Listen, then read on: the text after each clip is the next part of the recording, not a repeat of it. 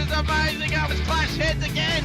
This is like Chaz Moskin, Cam Water. For the first time here for season 3. Davis on pole, Vanderkran in second. It's going to be sprint round action here tonight. Let's go racing here at Daytona. It was a good start there from Davis in comparison to Vanderkran in behind. Cowan's absolutely bogged it up and already dropped out of the top 3 here as they come down towards turn 1 for the first time. There's biffing and barging between Gallen and Cowan. These guys are still going at it after last season. They survived for this time by though. Through turn 2 and 3 they come. Nice and clean, boys. Keep it up as they come up to... I love riding. It's a real social thing. There's a great bond between riders. Every weekend I look forward to getting out there. It's a freedom like no other. Riding to work is a great way to start the day. Shannons insure all types of road bikes, not just classics. They offer features riders really want. It's why they're one of Australia's leading motorcycle insurance providers. Whatever you ride, whatever you ride, Whatever you ride, ride with Shannons. Call 134646 for a quote. Through turn 1, it was a horrible start from De Bono, who's absolutely bogged it up and gets eaten alive by Dixon and Gowans as they come on through. Through turn 1 they come, and they all spread out around in towards the first sector of the Silverstone circuit. They look all right at the moment. Okay, there's already been a car spun round. That's Jordan Ferguson offline.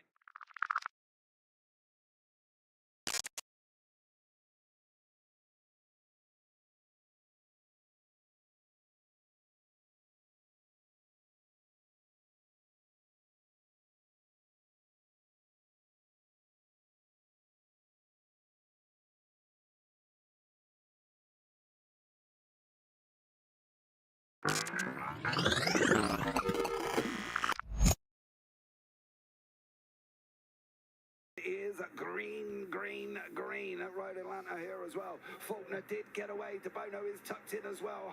Unfortunately, Houghton is on that outside line. De Bono does want to turn it to 2. He's got the job. De Bono's overtaken. Now can he get Ben Faulkner up through turns 2 and 3? They go round the right-hander, dropping down the hill. Faulkner's out in front. De Bono second. Houghton third. Ratcliffe in fourth. No real dramas going into turn 1. We've always had a few cars. They're all special. The T-Bird. Oh, that's mine. The Combi for when we want to get away. The XR8. It's going to be a classic. They're all insured with Shannons, We've also got Shannon's home and contents cover. which helps protect our automotive collectibles, tools and memorabilia in the home and garage. If you're motoring enthusiasts like us, it's got to be. Shannon's.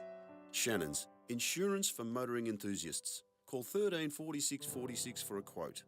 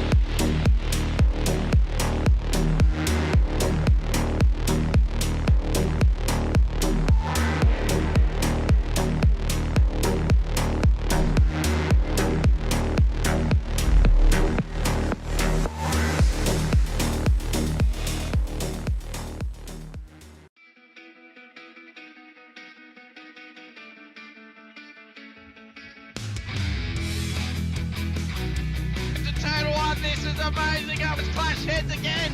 This is like Chaz Moskin, Cam Waters. Almost the same situation. Better contact going down to the hill. Sam Noble wants to sniff on Dave Coleman now. Sam Noble bottle right now because tell you what, Bruce Tanek and Jamie Dyson just absolutely drove away from us. Hayden trying to go around the outside. This is where he could have just sent it up the inside, but he over-committed, which is fair enough. It's very scary out there, ladies and gentlemen. Let's see if he gets a good run. Dodd's just absolute thinker, but it is a really nice move. Blake Delaney had to move out of the way.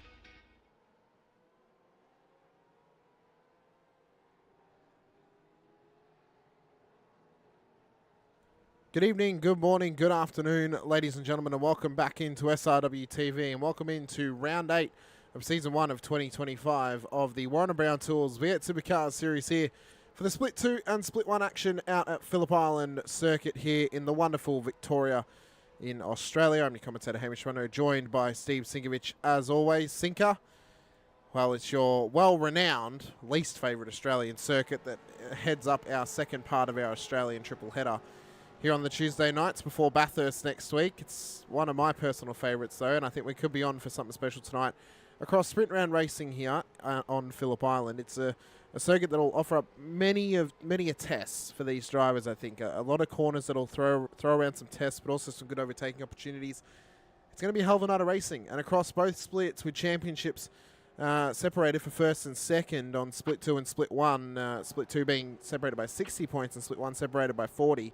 It's going to be all about keeping a clean run for those championship leaders in these races tonight to try and put themselves in a hot position for next week at Bathurst. Very, very true, mate. This is a fantastic track for penguins, mate. For penguins. If you want to see some of the best penguin displays, Phillip Island's got some awesome stuff. Seal Island's fantastic too. You get to see all the mako sharks circling the island, trying to wait for a snack of the seals. The Nobbies are nice too. That's a nice spot there, little boardwalk up to an overlooking spot. Pub at the very end of the street with a beautiful boardwalk view. Yep. Fantastic fish and chips I've had there as well. I'm trying to think of something else that's good about it. Oh yeah, they've got a really cool go-kart track there as well. Yep, and the gelatery on in Cows as well, where you can get some nice gelato and stuff. It's pretty good too. Oh yes, definitely. Well. And on the way down, you can pop into the fish chocolate, and chips or the chocolate factory as well. Yep, it's wonderful. It's a wonderful part of the world. It's a place that I'd love to live one day out at Phillip Island. And I think, well, personally for me, this circuit is incredibly special. It's one of my personal favourites, as I mentioned. It's not everyone's cup of tea, but I think it's going to offer us up some great racing as always. The spots that drivers are going to have to be cautious of tonight, Sinker, throughout all 4 races across the 2 splits. Turn 1, turn 3, turn 4, turn 5, turn 6, turn 7.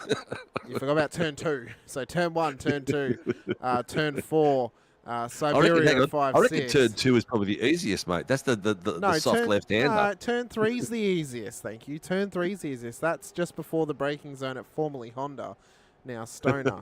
I think so. Doing corner turn 1, Southern Loop at turn 2. Not doing okay.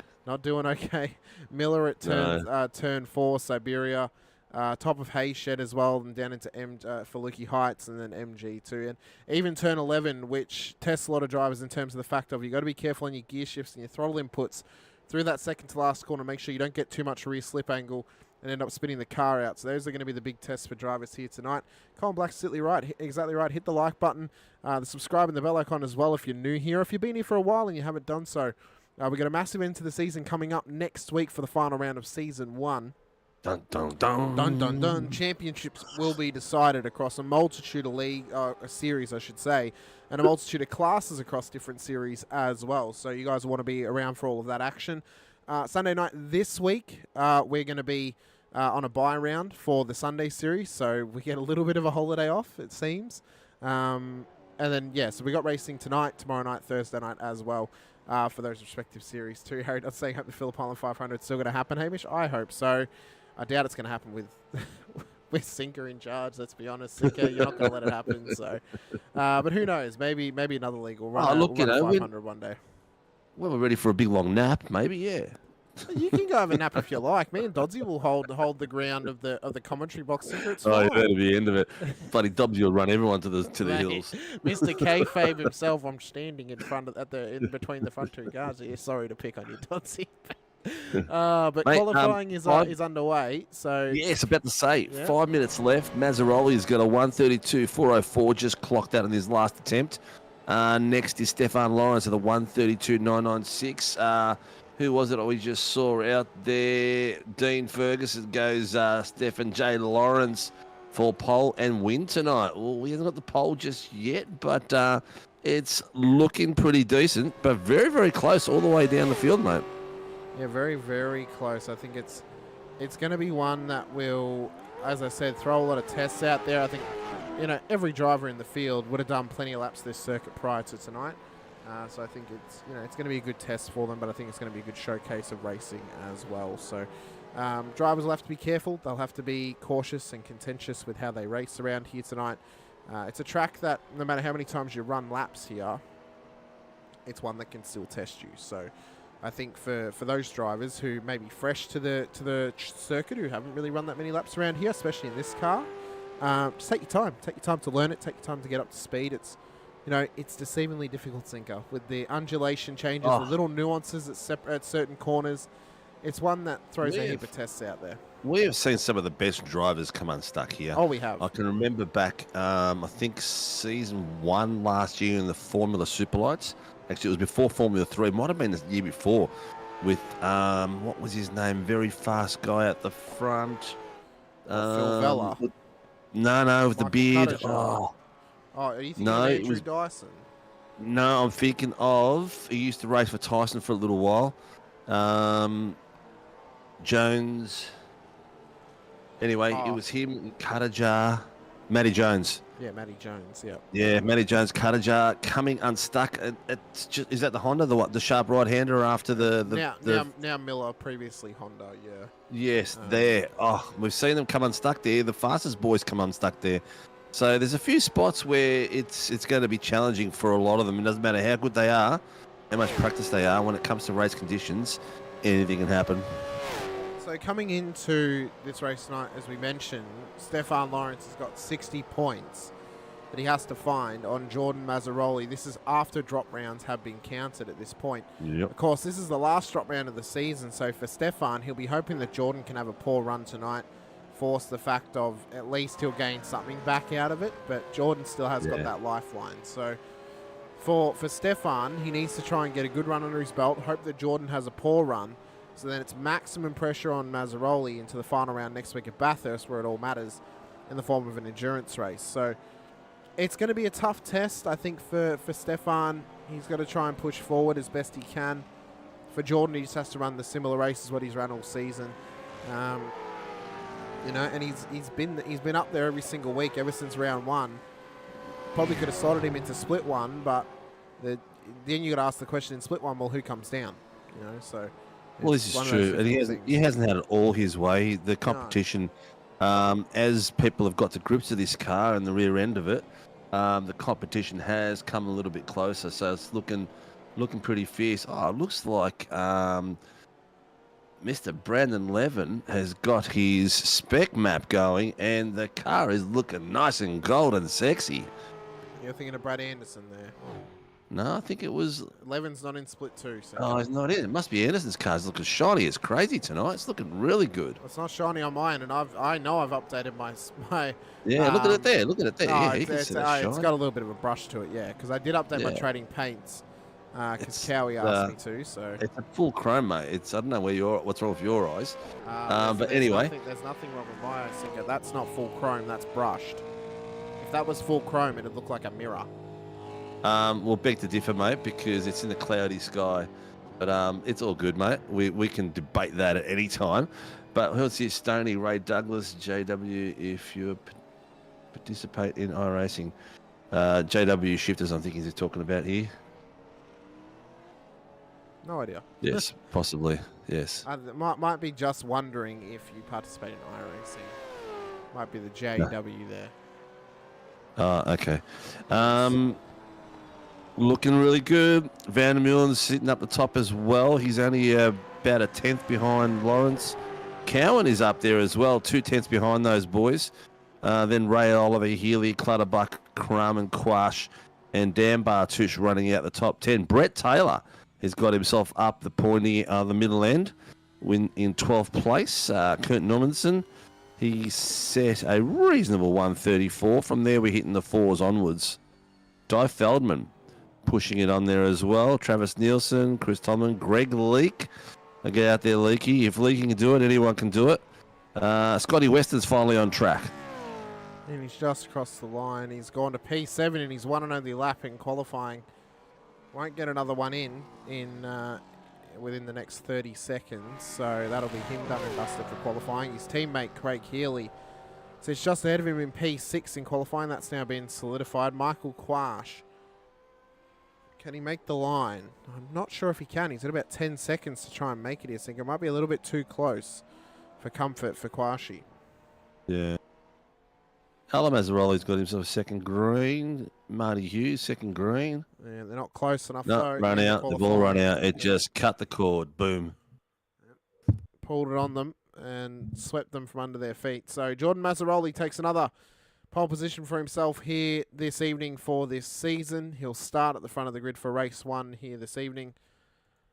Stefan Lawrence will line up alongside him on the front row of the grid. So the two championship contenders, there's 40 points that separate them. For Stefan to take the championship lead at the end of race 1, he needs to win this, or he needs to beat Jordan Mazzaroli by 20 positions, pretty much. So the lowest that Stefan can finish tonight and do that is P3 in race 1 and have Jordan finish right at the back. Race 2 is a little bit easier because there's 3 points that separate them in between positions. Sean Vandermill and Andrew Cowan will start on the second row of the grid. Ray Oliver, Craig Healy on the third. Scott Weston will start just not quite in the line of stern behind his teammate, but a little bit off kilter alongside Daniel Clutterbuck on the fourth row. Luke Crum, great effort there from Crummy to get inside of the top 10 in qualifying. He'll start alongside Michael Quash in P10 for Team X Global Racing. Dan Bartesh will start alongside Marty Hughes. That's not the kind of qualifying we'd expect from Bartish at this point of the season, Sinker. Hopefully he has a little bit better race pace here tonight. Brett Taylor will start alongside Kurt Nommensen from Revolution E-Racing. What a weekend it was for that team with their teammate Will Buchanan taking his first SRW podium in the Sunday series at Snetterton. Alan Mazzaroli will start in behind them with Di Feldman on that 8th row of the grid with Travis Nielsen, Chris Tomlin for your top 18, Greg Leake, Corey Brand for the top 20. Martin Lipsky, Brad Anderson Not sure if will make up 22 cars who set times in qualifying. Luke Powell, we'll see if he starts at the back of the field. Your mic was cutting out a bit there, mate. So viewers, if you... The levels were fine on OBS, so it might have been through Discord Zinco, possibly. Yeah. So viewers out there, if our mics aren't playing up or if the cars aren't loud enough, let us know. We're not, princesses here. We're quite happy to take some feedback from the viewers, so let us know if it needs to be upped, down, left or right. Don't say they're not loud now because they haven't. They're not revving the engines right now. So they're actually just not loud at the moment. Yeah, they're just sitting there patiently cooking, just gurgling, raring to go, up, ready to rock and roll around the island. Very grey skies at this stage. I was about to say, what's the track temps and everything? Do you want to have a quick look at the radar on your end? Oh, don't tell me that could be weather coming through. Don't tell me. 79% precipitation, no, overcast. No rain. No rain. Are we sure? No rain. It's the highest is mostly cloudy. Precipitation, the highest level is 20. That's at the 3-hour mark, which depending on what speed this is going at, maybe in the last heat, depending on what pace the rotation of this timeline is. But nah, I wouldn't say it's going to be rain. Okay, all right. Just overcast and overcast. If we get a little lull period at some point, maybe if there's a safety car, we might have a look at the actual session settings to look at the radar. But lights are up at the island. Revs rise for Supercars action. And we're underway down towards Doohan for the first time here at Phillip Island. It was a good start from the front runners. They got away nice and clean down towards turn 1. A little bit of biffing and barging in the background already with Brett Taylor getting forced back a couple of spots off the start line. Already drops a few here, Sinker, but the first couple of drivers in Mazzaroli, Lawrence, Vandermill and Cowan did well. Weston up 2 already before turn 2 as they run down towards turn 3 at Stoner, and then the heavy braking zone, the first major danger zone of Miller at turn 4. Yeah, Ray Oliver had a bit of a rough start, got caught in a bit of the bundle end off the start as well, so he's dropped considerably in there. But who do we just see then? Oh, that's Brad Anderson off the road. That's at Stoner, Brad. so just before the corner. Bad luck, Brad. That's me down to 1 car at the moment. Travis Nielsen's still in there. He's up 4 places actually, so he's had a great start. It's me down to none because none of my drivers are racing here tonight. Ray Oliver's gone round at Siberia and backs it into. He's going to be blocked. He's beached it. Oh, he's Ray turn the Oliver's wheels, mate. Turn the it. wheels left and right. Turn the wheels left and right. I don't even think that's going to be able to do anything. He's stuck and he may require a tow, and that may mean we get a safety car. As Anderson's gone off again, that's unfortunate for him. I think Someone go past and give him a nudge.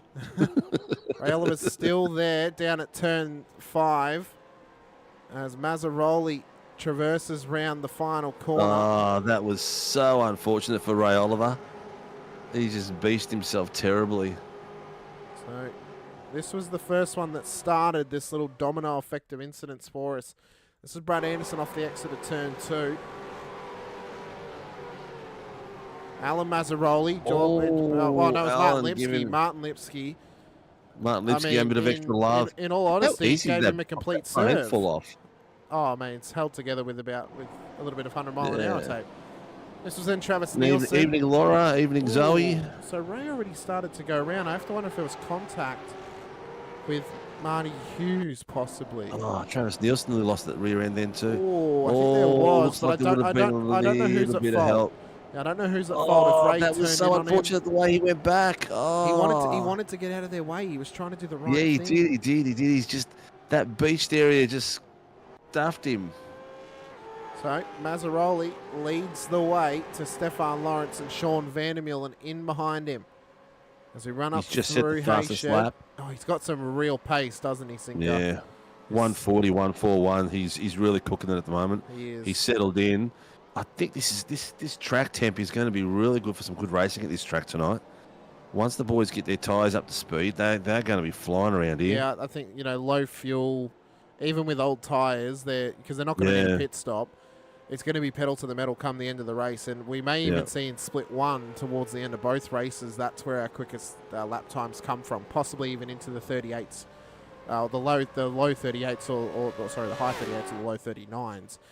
Scotty Weston and Andrew Cowan have had a massive one on the main straight. That is absolutely everywhere. huge. Oh, someone call the Bursons. Get some parts out to these boys. They do deliver straight to your door. Yeah. Whoa. Oh, how? Cowan's car. Oh, look at the rear end. That looks. That thing's cooked. Chopped. That thing has been. He's grab walking it. He's grab walking it. Yeah. I don't know if he's going to be able to make it all the way around. How has this happened? Oh, there was a bit of side-to-side contact with Weston on the inside of Cowie. Oh, how lucky was... was that Clutters? That was Clutters. Oh, that was so close by Clutters. He just missed that. He had a little bit of contact. Quashi was the one that came out pretty scathe free. But where is... So they're both taking those wounded cars back to the pits. I'm not sure whether it would be quicker to tow or drive a damaged car like that. Oh my God. That was close by Clutters. So close. I want to find Clutters' pass because I want to see him actually. I want to see his POV of that because surely it's absolutely cooked. Like just. Yeah. Look at this. Oh my God! Such high speeds. Part the seas. Yes. Oh my God. Lipsky has just got himself a drive-through penalty for that contact with Brad that caused also Ray to spin. Okay, so Daniel Clutterbuck into pit lane. Luke Crum having a little blink there, but he's back again. Drive-through penalty, car 32, as you mentioned, for Martin Lipsky for serving Brad Anderson off the road at turn 3. Ray Oliver's moment had Marty Hughes a part of that. I believe it was Marty Hughes part of that one. It was a PER car. Yeah. Can't remember right now. That was a great bit of carnage and a great bit of Days of Thunder going there by Clutters. Not what we usually like people to do. We generally like you to back off and go through there because if you hit someone with the DD drive, I'll say this again, you could quite easily break their wrist. Or even Love Mazzaroli's stripes on his Mustang, just like the stripes on the 69 Mustang.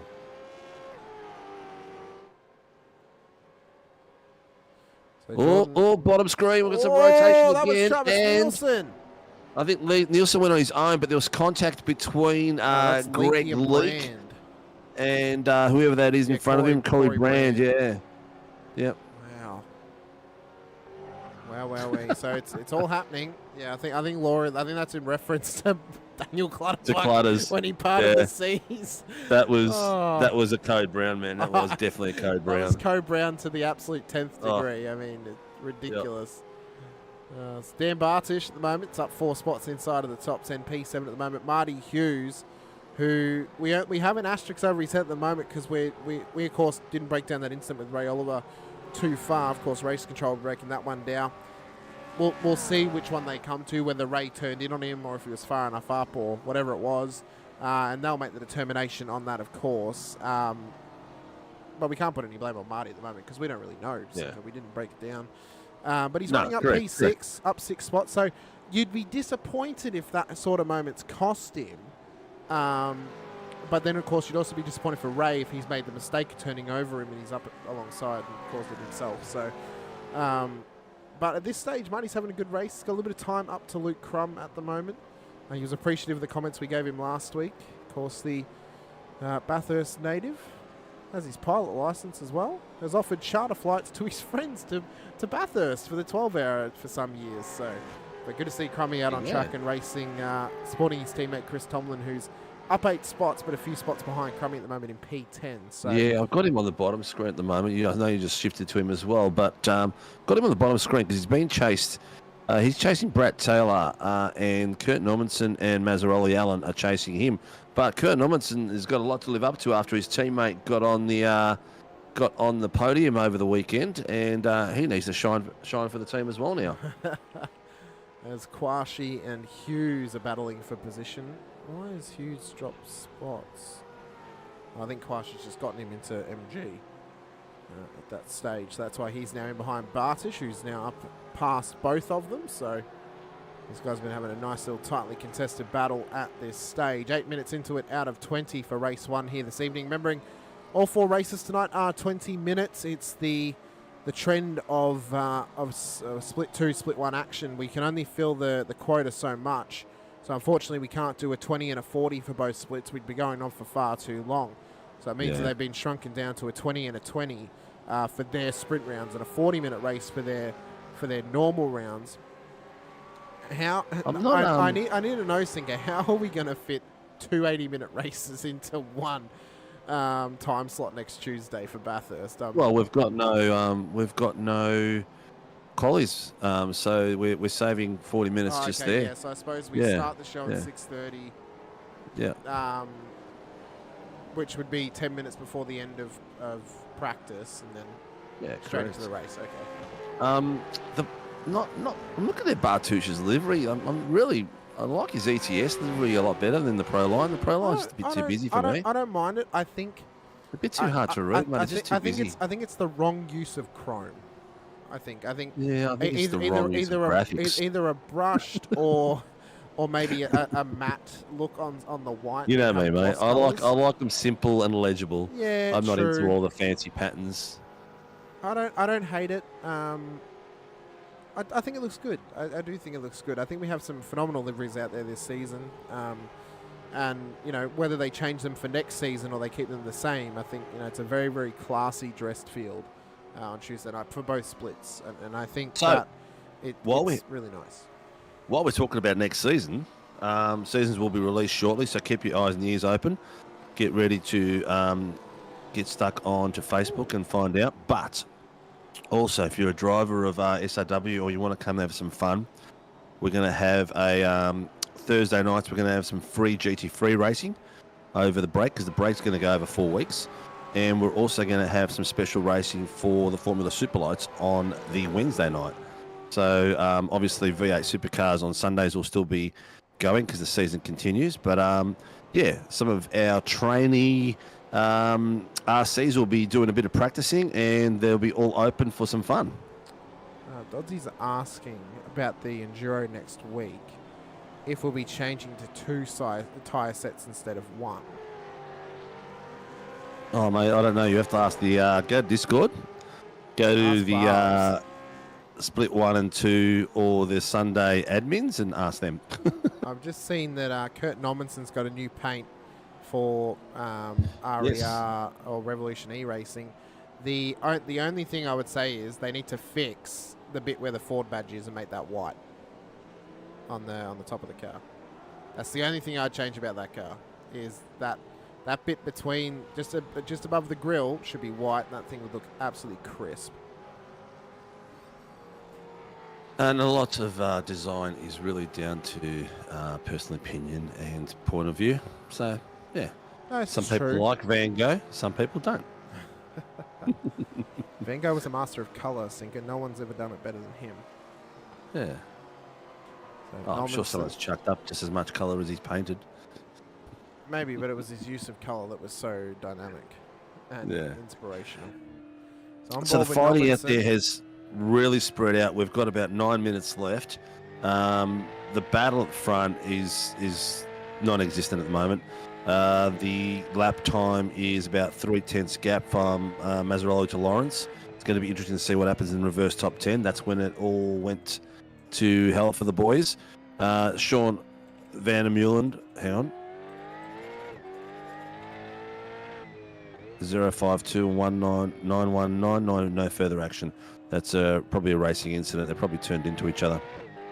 We've had confirmation as well, Singer, about this car. It's actually a retro based on Simona Di Silvestro's Harvey Norman FGX car. So forget my comments then. It's based on a retro. That's how it was in real life. Fair enough. Yes. I can't remember what I was saying, but anyway, there's a couple of really cool battles that are still happening on. Brad Anderson's got Andrew Cowan and Scotty Weston chasing him down. Kurt Normandsen's having a crack at Alan Mazzaroli. And then we've got Marty Hughes, Dan Bartouche chasing down Michael Quash. Oh, Martin Lipsky's just been off the road down at Miller Corner. Oh, Clutterbuck he's gone through pits, that's right, yeah. Thanks, Nacho. I appreciate it. Hasn't heard anything about Mike Owens. Dan Bartouche, though, still trying to put the pressure on Michael Quash and survive the pressure of Marty Hughes at the moment. They did mention from Race Joel it was NFA between Oliver and Hughes, so they must have found either both drivers were at fault or it might have been self-penalising to Ray Oliver if they were to give him a penalty. So, BG, I'm sure that people have taken inspirations from iRacing paint jobs. Not necessarily copy, but inspirations. All right, we are down to the last 6 minutes. Yep, We've got about what, 3, maybe 4 laps to go? Oh, I'd say maybe 5. It's a minute and a half lap time. So for Mazzaroli, I mean, he's moving pretty quick. He's averaging 33s. Hey, Siri, can you wake me up before the last lap? Oh, she's not listening. Bugger hell, Siri. Did you silence me then, Hamish? I didn't. I should have. Probably should have just muted you for the whole show then, Sinker, off the back of that comment. Marty Hughes is putting a lot of pressure now on the back of Bartouche, and so is Kurt. He's down at 2:10, so I might check out the bottom screen to Kurt and Alan Mazzaroli because they're having a great little ding-dong down there. And you can have a look at the other boys. Kurt, he's gone out of the sniff on the inside. He's having a look. Is he going to make something of it? Not quite there. Alan's closed the door on that first move, but Kurt is all over the back of him like Vegemite on burnt toast. That would be, you wouldn't know where to find the Vegemite at that point. Yeah, I don't eat Vegemite, mate. I couldn't tell you. I don't eat burnt toast, so I couldn't tell you. Can I be any more or less Australian today? Hating Phillip Island and not liking Vegemite. You'll be eating Balkan breakfast before you know it, Sinker. All us at Rev E-Racing at Gen 3 have retro liveries for a sound down a different name. That's very interesting, mate. VP Club. Well, I ran the. Can you tell that Sinker just does not want to be here tonight? I ran the last time we did some retro. I ran the Alan Moffat XB Coupe livery in the retro series, which was pretty cool. I got it down pretty much to the same sort of curves and everything. It was cool. Kurt's a magician. His livery changed mid-race. No, it's Sinker hasn't updated his trading paints yet. That's why. I have actually. It's just not updating. Oh, what? Yeah. I've updated it twice now. Yep. That's weird. Yeah, I'm not sure what it's doing. He might only have it in his iRacing or not in both. I'm not sure. Oh well, I've updated mine, so it should Mazzaroli show it. But Mazzaroli, he's trying to come back at him. He can't sit with him. Yeah. He's just, but he's positioned his car really well, Kurt. He's coming across the centre when he needs to, and he's coming across deep when he needs to. So it's making it hard for Mazzaroli to get a run on him. Corey Brand is having a great little battle there with Mr. Leak, and the other one, which is really, really close. And the other one that's really, really close is Scotty Weston on Andrew Cowan. Who are you just telling off then, Sinko? Oh, mate, I've got this beautiful feature wall that I've turned into a doorway.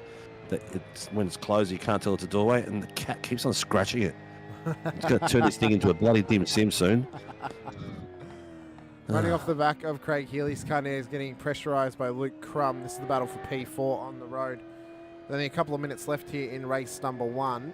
So it's all on for young and old inside of the top 5 for these two drivers. Vandermeulen's a little bit further up the road by about 4 seconds, but Mazzaroli in dominating form, looking to extend that championship lead out of this round here tonight, almost making it seem insurmountable for Stefan Lawrence, who would, well, if the points keep on getting any further apart, Singer, it's going to come down to Mazzaroli just not finishing next week and Lawrence having to win the race pretty much for that to happen. Yeah, true. That battle pack down the bottom is joined. They're all in the back of Chris Tomlin. So Kurt Normanson, Alan Mazzaroli, Di Feldman are all on the back of each other now, fighting through. I was about to say something, but I've forgotten what I was going to say. Crummy's having a great little battle. And Scotty Weston's having a crack at Cowan at the moment. He's down to 1/10. And their battle has been going on. Oh, no, Crummy. Oh, just a bit too much. Bit too much jangle for that corner. Hard has to break for him there, Sinker, because he's having a phenomenal run. Oh, it has broken through the clouds. Well, we've had a break through the clouds. Oh. It's a little less grey. I'm kind of happy about that after Sunday night's race, Sinker, I'll be honest with you. Yeah, it was a little bit too far. Could you please turn the engines down up a little bit? If I turn them up a little bit, whenever we go on board with them, they'll be too loud. So it's just certain cameras around the track. They'll get a little bit too loud otherwise. So that's the only reason that we don't have them up too much higher. Otherwise, then you can't do that. So... Well, we've got Jordan Mazzaroli with less than a minute to go. We'll be pretty much down to the final lap as it pops up. With Stefan Lawrence 6 seconds behind. Sean van der Moon in 3rd place. He's a whole total 3 seconds behind. So the top 3 have really spread out. Craig Healy, Luke Crum, and Crummy has got a bit of a tail wagging. Oh, the tail's sort of depleted itself. It was very close. He's got Kwasi chasing him down still. Kwasi's putting major pressure. There's the gap between Mazzaroli and Lawrence. Oh, have a look at the reverse top 10, Hamish. I know. Chris Tomlin. And our local favourite, Mr. Brett Tasmanian Taylor. So these are the battles that are currently on hand down towards Miller Corner. There you can see Quash on the back of Crum. Bartish has Hughes on the back of him. Brett Taylor all on his lonesome. And then Chris Tomlin further back at Stoner Corner, but he's under pressure from Mazzaroli and from Nommensen at this stage. Yeah, Mazzaroli passed Nommensen at some point there. We missed it. So he's got that done. Jordan Mazzaroli, though, has had a beneficial run here tonight for this championship challenge. He'll extend his points leading into race 2, following this one straight away as he runs round turn 12 and down towards the start-finish straight here at Phillip Island. Jordan Mazzaroli will take another win next to his name this season.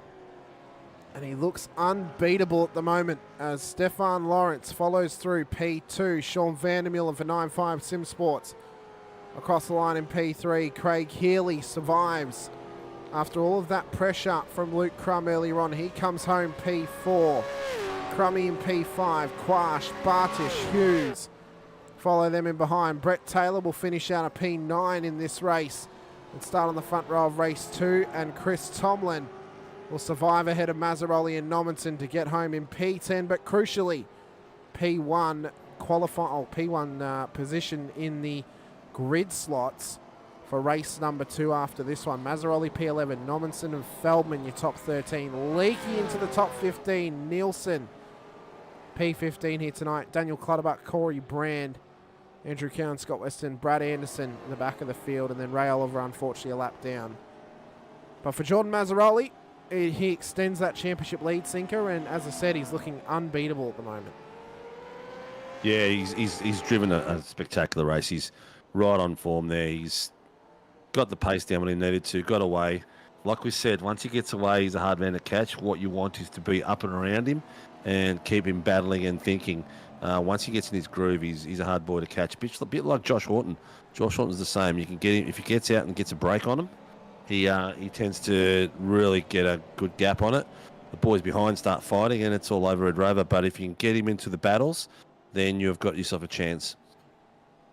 Yeah, it's pretty much you can't allow him to break away. It's a bit like James Scott. It's a bit like Blake Warboys, Rehan Leonard. As soon as you let them break away, you've got hardly any hope of catching them.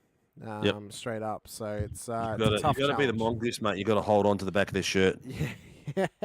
A bit like flag football. Just try and hang on to the little tail that's hanging out of their shorts. 100%. 3-minute warm-up to come your way. So drivers get another opportunity to head out on track and get some practice in. The safety car driver, we got a little bit of practice out there too, seeing as they didn't cut any laps in race number 1.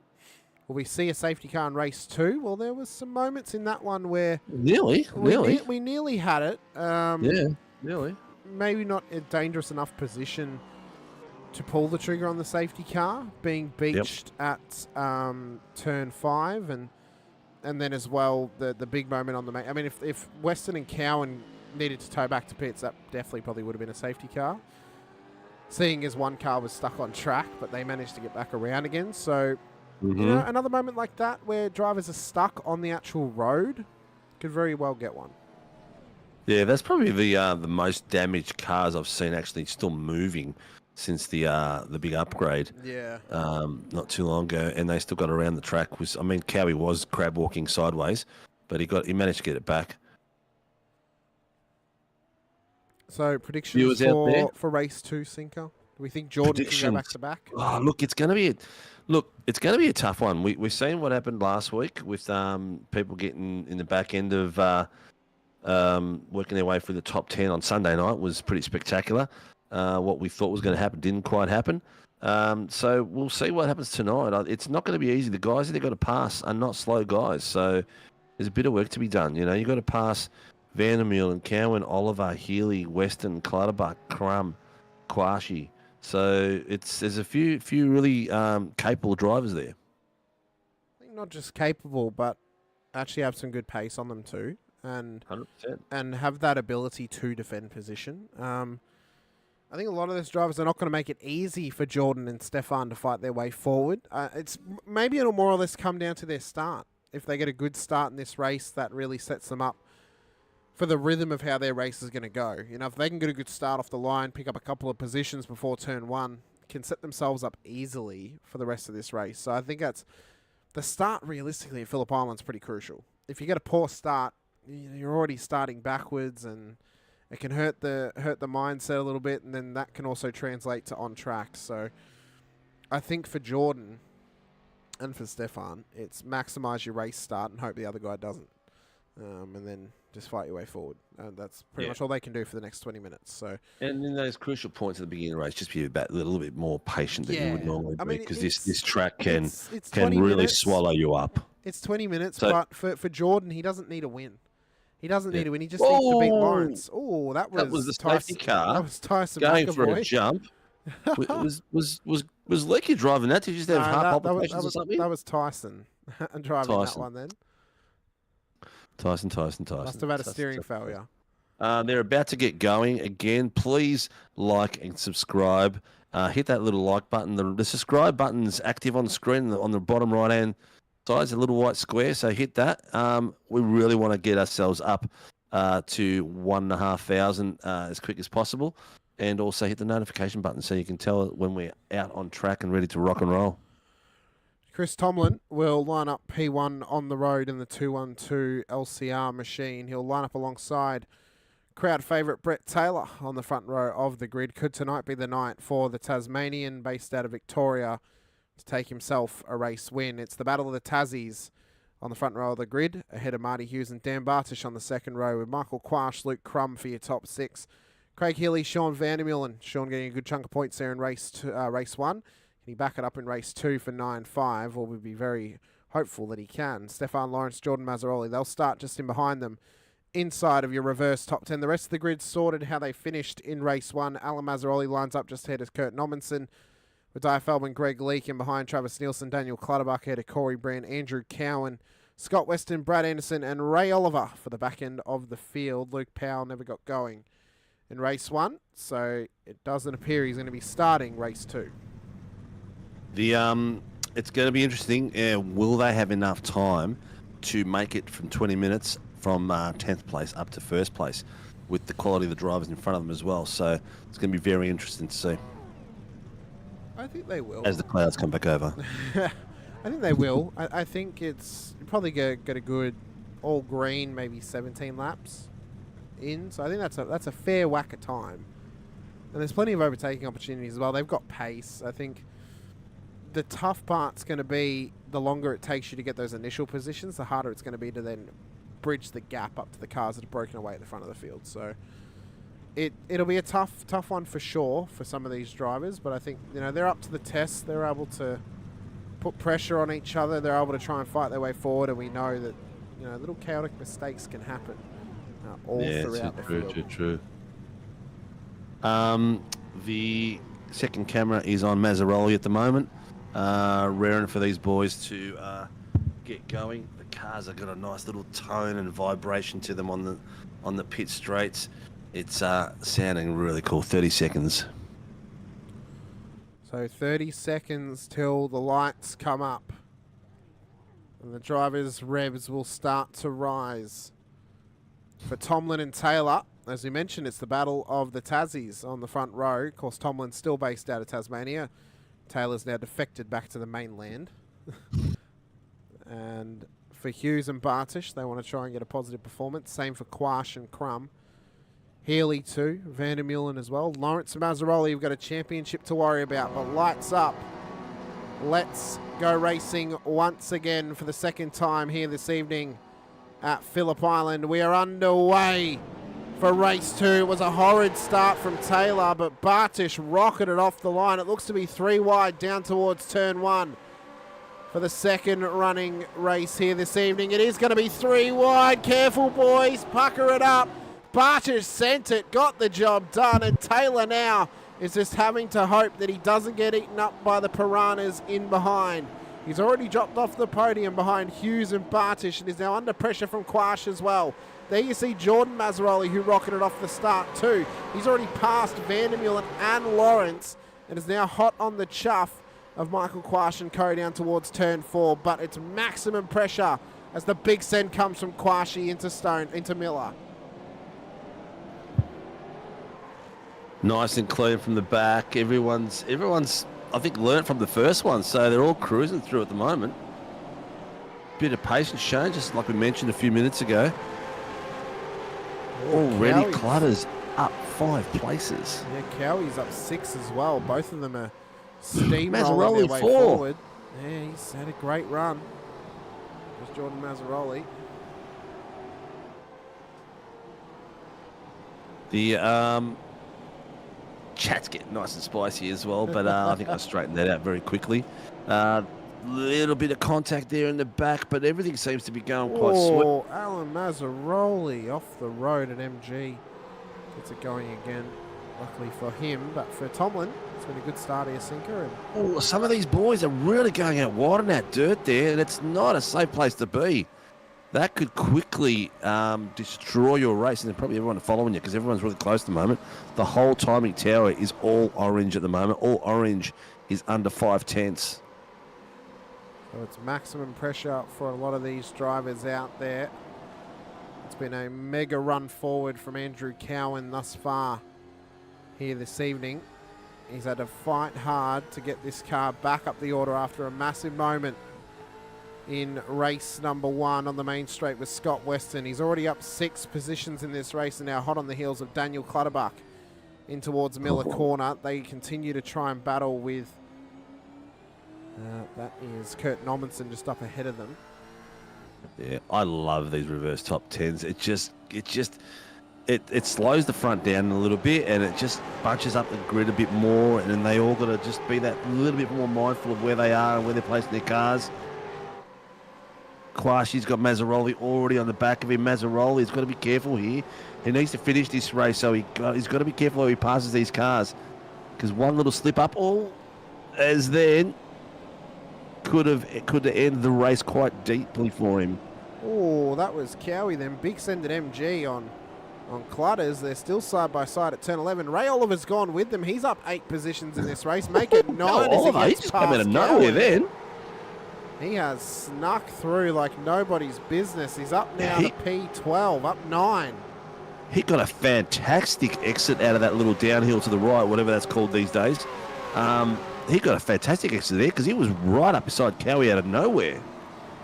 Yeah, I think what probably helped was Cowie up the inside of Clutters had a little bit of a knock and didn't want to try and go for the position, just redress it back as Oliver's trying to send it on the outside of Clutters now down at turn 2. Oliver has got some TMX in action pace tonight. Yeah, he's not giving it up either. I've got who is that on my screen? That's Quashi. Quashi, he's having a great little toss there as well with these boys. Oh! Someone's missed Marty their brake Hughes. marker and just gone straight. Either that or there was some contact that rotated him. What has happened to the PER driver, Marty Hughes, into the braking zone? I'm not sure if he got... Well, that looked like a lock-up to me. Yeah, but he could have also got a bit of contact there from Quashi. Maybe. Or from Clutterbuck, whoever it was. That was Quash, but if there was any contact, it looked like it may have come from Mazzaroli in behind him that then actually pushed him forward. There's no marks at the side of the car either. Oh, we'll see that soon. Oh, you're going to show us now? So he's under brakes. Oh, he locked it, and that's then forced the car over into the front of Quashi's, and then that's what's put the car off the road. That's a shame. It's been called in, so RC will be looking at it. But the battle at the bottom is still going well. Mazzaroli is chasing down these boys like crazy. He's already on the back of down Bartouche. He's got 2 tenths of him, 2 tenths from Bartouche to Tomlin. So these guys are going full steam. The pace at the moment, they are doing 135s, low 135s. Stefan Lawrence just set the fastest lap, the 134.087. Boy's got some pace in him, bit of clean air. We're in a couple of cars back on Sean Vandermeulen's 95 Sim Sports car on the heels of Brett Taylor at the moment. So this battle looks to heat up a little bit here, Sinker. Yeah. Mazzaroli now puts the pressure on Bartish down through Stoner in towards Miller. Big send under brakes. Can he get it up the inside? He has to because Lawrence has caught him. Lawrence is 4 tenths behind him now. Oh, did you see that from Vandermeul? A little bit of a kiss on the rear of Taylor. Gold brown. Oh, whoa. Gave him the smallest little peck, just a little on the back end of the car. Just like, yeah, I'm coming through. Yep. And Taylor covering the inside at Hayshed nicely now towards Lukey Heights. Cuts back across again. Fantastic defending from Brett Taylor here on Sean Vandermeulen. He is bottom not screen. Look at him coming down into the hill there. Oh, man. So close. I tell you what, I love these guys. These guys, all the boys that race with us, the Discord after a race is just sorry about that, sorry about this. Oh, how much fun was this? How much fun was that? It's just like a couple of boys in the party at the end of a race having party pies and sausage rolls and a beer and having a bit of a chuckle about how they're racing with. They're so damn nice to talk to. So Mazzaroli now has one more car to pass until he's back into P1 on the road here in race 2.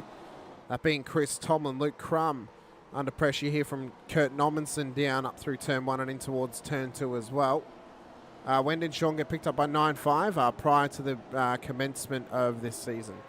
Harry, it was before the end of It was before the end of the vet season, but he finished that season out with Nova and then changed over to... So last week was Sean's first race with 9.5 officially as a driver. As Mazzaroli now takes the lead of this race past Tomlin. So He does. This could be a point where he just takes it away. Everything is yellow and orange all the way from first to 17, except for Crummy, who is just being gapped by Brett Taylor. We've just had someone call something in car 32, I think I heard. Martin Lipsky. Yeah, he's off track. He's...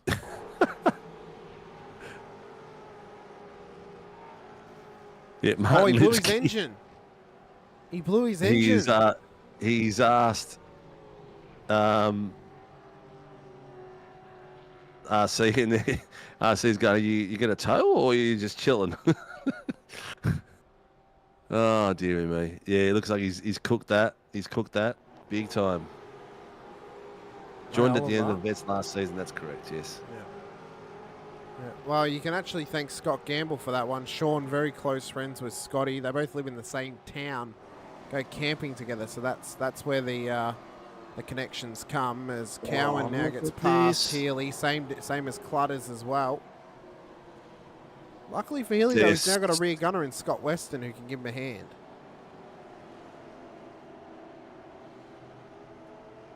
As they run round 869055. No further action.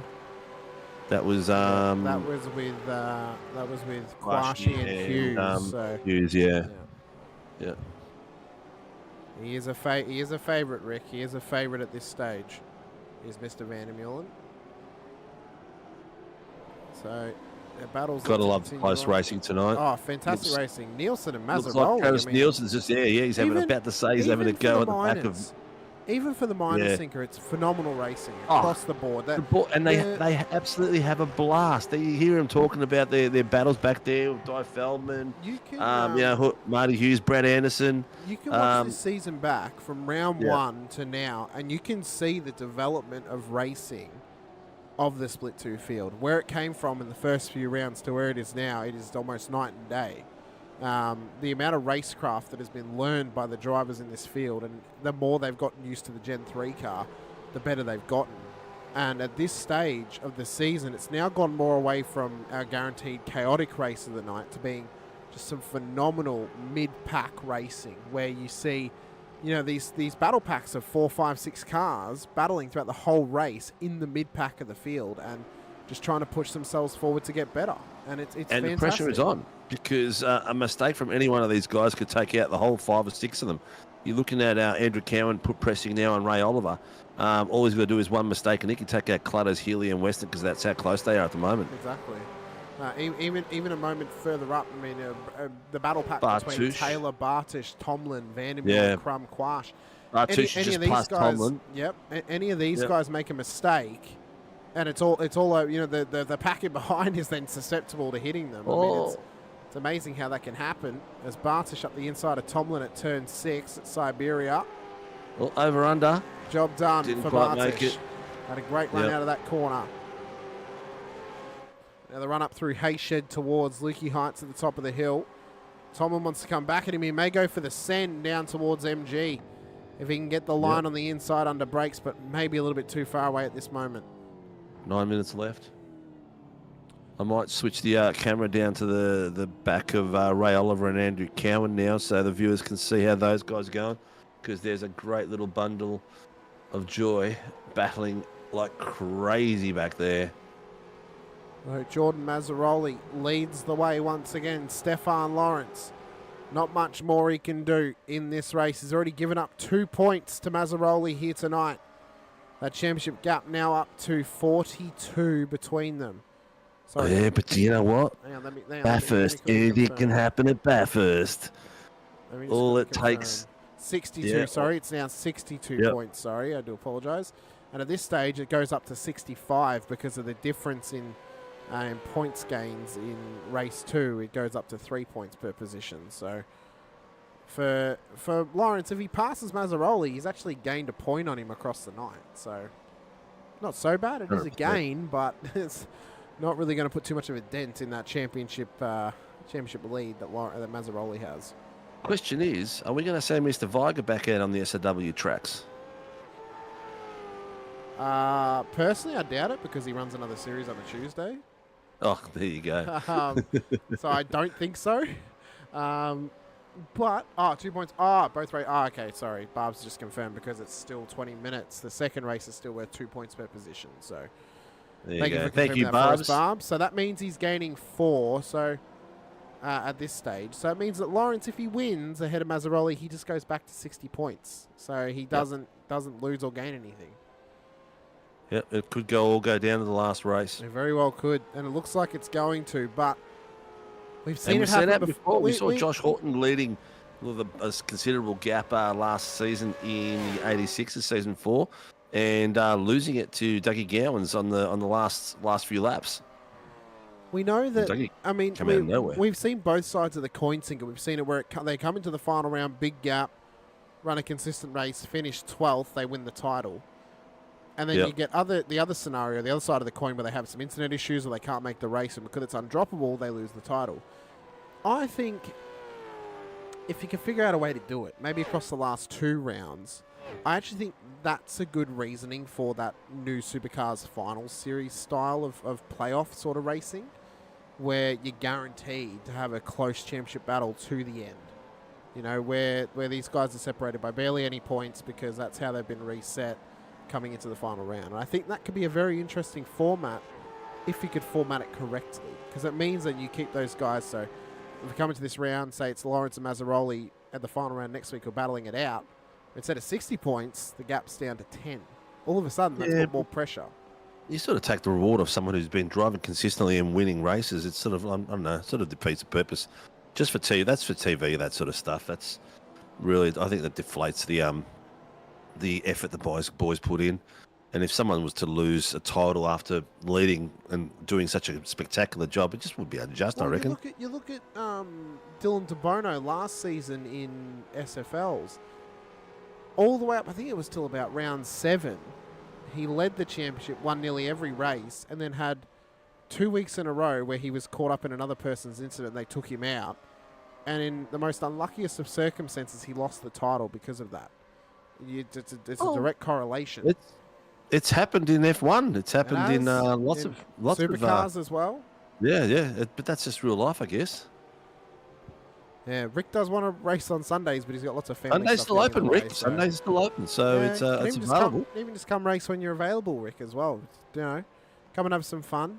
You know, join me and Sinkers. We're in the booth, just looking through clouds of grey. That's Snedden.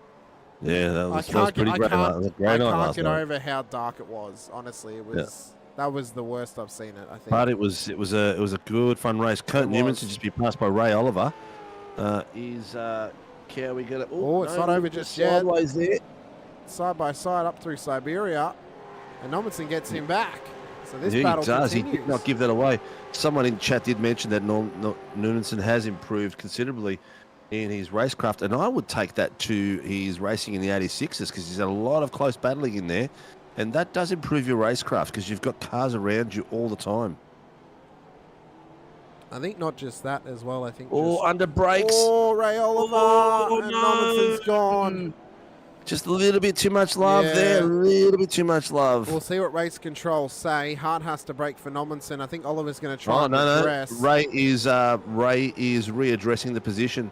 He slowed down, or did he? He did slow down, but we'll see if he is actually going to try and redress it. He may have thought twice about that, seeing how far back Kurt is. So we'll see what race control do, if they give him anything, or if it's an NFA.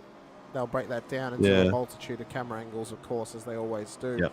Further up, Chris Tomlin still under pressure here from Brett Taylor. So our battle of the Tasmanians continues on here, Sinker. It looks to be continuing all the way to the checkered flag. And it's all for 5th place.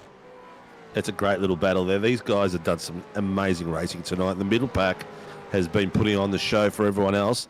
While out the front, Jordan Mazzaroli has taken it out by 2.58 seconds.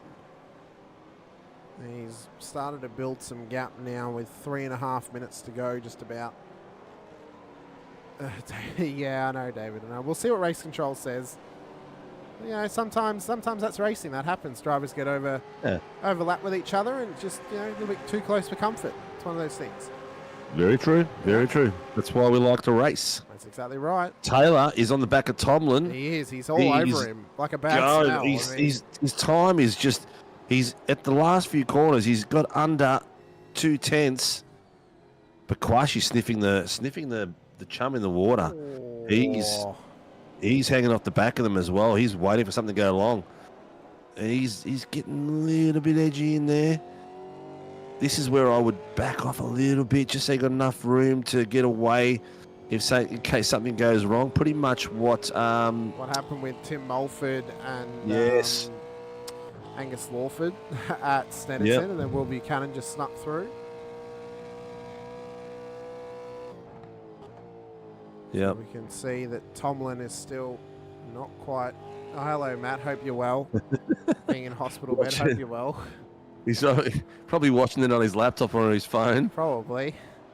2 minutes left to run, so one more lap after this one for Jordan Mazzaroli, so you'll get the white flag next time by. Stefan Lawrence, not much more he could do here tonight. He's now going to lose another 4 points across both races to Mazzaroli, 2 apiece for Vandermeulen. It's been a good night on the road as well. Bartish is up to P4. This is where he actually started the race, Sinker, so there's a net gain for him here tonight Racing across incident. both. Racing incident between them, so very interesting. As this battle continues on between Tomlin and Kwashi, up towards Hayshed and Liffey Heights. This middle pack is just putting it on the show tonight. Look at this they train. are doing some amazing driving. We've got 2 separate camera angles of the same train, but you couldn't tell. Like, you wouldn't know if we didn't say. Like, you just think, oh, it's 2 different battle packs. Like, they're just fighting it like crazy in a couple of tuck-ins here. I think is that Kwashi? Yeah, Kwashi is not giving up. He just keeps putting it in there, and he's waiting. Tomlin has had he reversed top 10. He's had a great race today, finishing 5th against the caliber of the boys that are chasing him down. He's done a spectacular job. That's if he finishes here. Luckily for him, he's got his rear gunner in Luke Crum starting to chase down Kwashi now. So for the final lap, Tomlin's going to hope that Luke Crum can put some pressure on Michael Quash. And if he can, it might allow him to solidify this top 5 finish for LCR.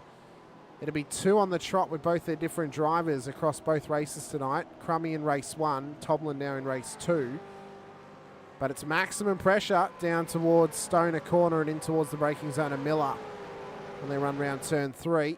This is the best opportunity for Kwashi. He's going to try and send it on the inside of Tomlin. He is. He's great position. Gets it through. Oh, that was clean. Gets the over-under, gives it a little bit of a door.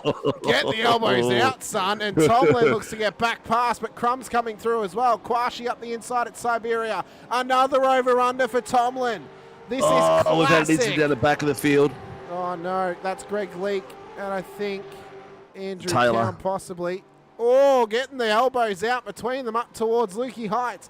You don't want to look away, but we're going to have to focus on the race leader of Jordan Mazzaroli round towards turn 12. And an extraordinary effort once again. He'll go 2 from 2 on the island as we head north towards Bathurst for the final round. In enduro action next week, but it's Mazzaroli, the championship leader, who hasn't lost the gold number all season, who takes another win and will lead us into the undroppable final round. As the championship leader, Lawrence P2 on the road, Vandermeulen P3, Bartish in P4. Kwashi, it's a drag race to the line, just survives. Look at him go. Just survives ahead of the LCR cars of Tomlin and Crum. I love it. I love it. That was a great battle between these boys there, Tomlin, Kwashi, and Crummy. That was sensational. Might be a little bit cut that they lost out on that top 5. But they should be proud of that sort of racing. That was some classic touring car racing at its best. Yeah. You know, banging doors, getting the elbows out. You'll love to see it. Absolutely love to see it. Good recovery from Ray Oliver there from his incident in the first race. Up 12 places, Cowie came back from the back of the grid as well. He's to 3rd now. He was a lot higher a few minutes ago. Clutters, 8 places. Jordan Mazzaroli, he's taken it from the reverse top 10. 5th row and taking the win. He's taken an extraordinary win for himself. Here this evening has Jordan Mazzaroli once again, ladies and gentlemen. So we'll wait for him to come and join us in the booth here for a quick chat once again. But your provisional feature race results up on your screen now. Jordan Mazzaroli takes the win ahead of Stefan Lawrence, Sean Vandermeulen, and on the podium with Dan Bartish and Michael Quash for your top 5. Chris Tomlin, Luke Crum, the teammates finish in P6 and P7 ahead of Daniel Clutterbuck. In P8 with Ray Oliver up 12 spots into P9 ahead of Craig Healy for your top 10. Scott Weston, Di Feldman, Brett Taylor, Kurt Nomans, and Andrew Cowan for the top 15. Mazzaroli, being Allen, finishes ahead of Travis Nielsen, Marty Hughes, Greg Leake. And then just a little bit further back, Brad Anderson and Martin Lipsky at the back of the field. Corey Brand not getting going in race number 2. He did get going in race 1. But now we've got to take the time to make our swap over to the next session, which is for Split 1. So Split 2 comes to an end. We'll now some changeover. great racing out there for the viewers. So don't leave, don't go away. We are now transitioning to the Split 1. So all you out there watching, stick around. There's going to be some more action, some tight fighting. This is going to be great. I'm really looking forward to it. After watching that mid-pack fighting all the way through, it's going to be absolutely sexy. Or, as Verstappen would say, simply beautiful. So we'll drag in Mr. Mazzaroli to have a quick chat to him. Unfortunately, Stefan's come for a chat, but we don't chat to P2. We only chat to P1. Yeah. Mr. Mazzaroli, we've interrupted your chat with Mr. Lawrence there in the green room, but congratulations, a hell of a win next to your name once again. Now you lead this championship by 64 points into the final round next week at Bathurst. How are you feeling going into that one, and how was it to do the double at Phillip Island? Yeah, I'm really stoked about that result. Definitely the practice really paid off to make sure I got the points in the bag before Bathurst. So yeah, in terms of driving at Bathurst, always keen to go on the mountain. So yeah, I haven't driven the Gen 3 on Bathurst before, so it's definitely going to be very interesting to see how that goes. Now, for Phillip Island, first of all, are you a fan of Phillip Island as a driver? But then also, how did you find some of those little nuances that we've known in the past in the Gen 2 car? How did you find they affected the Gen 3 car across both races tonight? Not only at the front where you got to break away in race 1, but actually battling through the field through race 2. Yeah, it's funny because I'm actually so new to supercars. I've never even driven the Gen 2 before. So I don't really actually have a comparison for that, but yeah, like it definitely it is definitely a handful to race alongside people on Phillip Island, because you got to make sure you really have the car in the right spot throughout the corner and it doesn't step out and hit the person next to you. But yeah, I've had experience with Phillip Island in the past. Like I used to race in Australian Formula 4 Championship like in 2017. So that was so yeah, I've driven it in real life in the past, and yeah, it always has some side-by-side action. So why must you make us feel old, Jordan, by stating that you've not driven the Gen 2 car? Yeah. Why must you? I know it wasn't. I know it wasn't that long ago. I'm only like 24, so okay, 24. I don't feel that old then. I'm only 26, so that's fine. Yeah. Hamish, you do sound old. That's because I'm 6, that's why. Jordan, mate, it's you did say that you weren't too comfortable on this track, and you did the practice, and the practice came out, and the proof was in the pudding. What are you thinking about Bathurst? Because anything can happen on Bathurst. You're going to have to keep it clean. It's going to be a race which you don't have to win the title. So what are you going to do? What's the plan? Are you going to go out for the win and take? I mean, everyone wants to win a championship by winning the race, but yeah, it's a risky one. Bathurst is tough, and lots of places to destroy a car. One fast repair. So yeah, what's the thoughts there? Yeah, I think like. Obviously, I think anyone would like to win the championship with a race win, but yeah, at the same time, as you were mentioning, I've got a fair few points ahead in the championship, so I feel like it's not exactly it's not necessary to take too much risk at Bathurst because, yeah, as you're saying, it is a very unforgiving circuit. So one little wrong move and you're in the barriers. So yeah, I think I'm probably just gonna approach it at just obviously like with pace, but comfortable enough for me to be consistent throughout the whole race. So just make sure I get some good points in the bag to claim the championship. Nice, nice. It's got a level head, this one, Hamish. And he's got a very, very level head. Sorry, I know I muted myself on the stream whilst I was doing this, so I had to unmute myself. But no, yeah, he has a very level head, and I think 64 points. Enduro points difference is 6 points, Cinco, I think. I think it is 6 points, yeah. So 10 positions pretty much is what you've got to not lose by. Yeah, so he's got to just stay behind Stefan Lawrence by about 10 positions and hope everything goes clean. But you know what? I know what's going to happen. He's going to that's the qualifying's going to go well, and he's going to be in the front end of it all, and he's just going to go for it, and God help him, he's gonna get between those two white lines. The fever's going to hit. He's going to get that chill down the back of his neck as the lights go green, and off he goes. And he's going to forget about where he is in the championship and just go for it. That's right. I hope that's not a commentator's curse. Well, if it is, blame Sinker. That's my motto. If something goes wrong, just blame Sinker.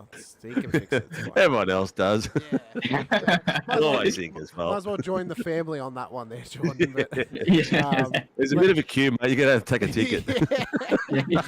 Yeah, we've had to pre-sell some VIP tickets for that one. But let us know. Let's get you, mate, out on circuit. Anyone you want to give a shout out to from Phillip Racing, anyone else as well, any friends or family, whoever it may be. Congratulations on P1 on the road in both races here this evening, and as well to lead the championship into the final round. I don't believe you ever dropped the gold number next to your name all season, so congratulations for that. It's a very, very rare thing that can happen in racing, so it's a great effort from you. And yeah, the floor is yours, and congratulations once again.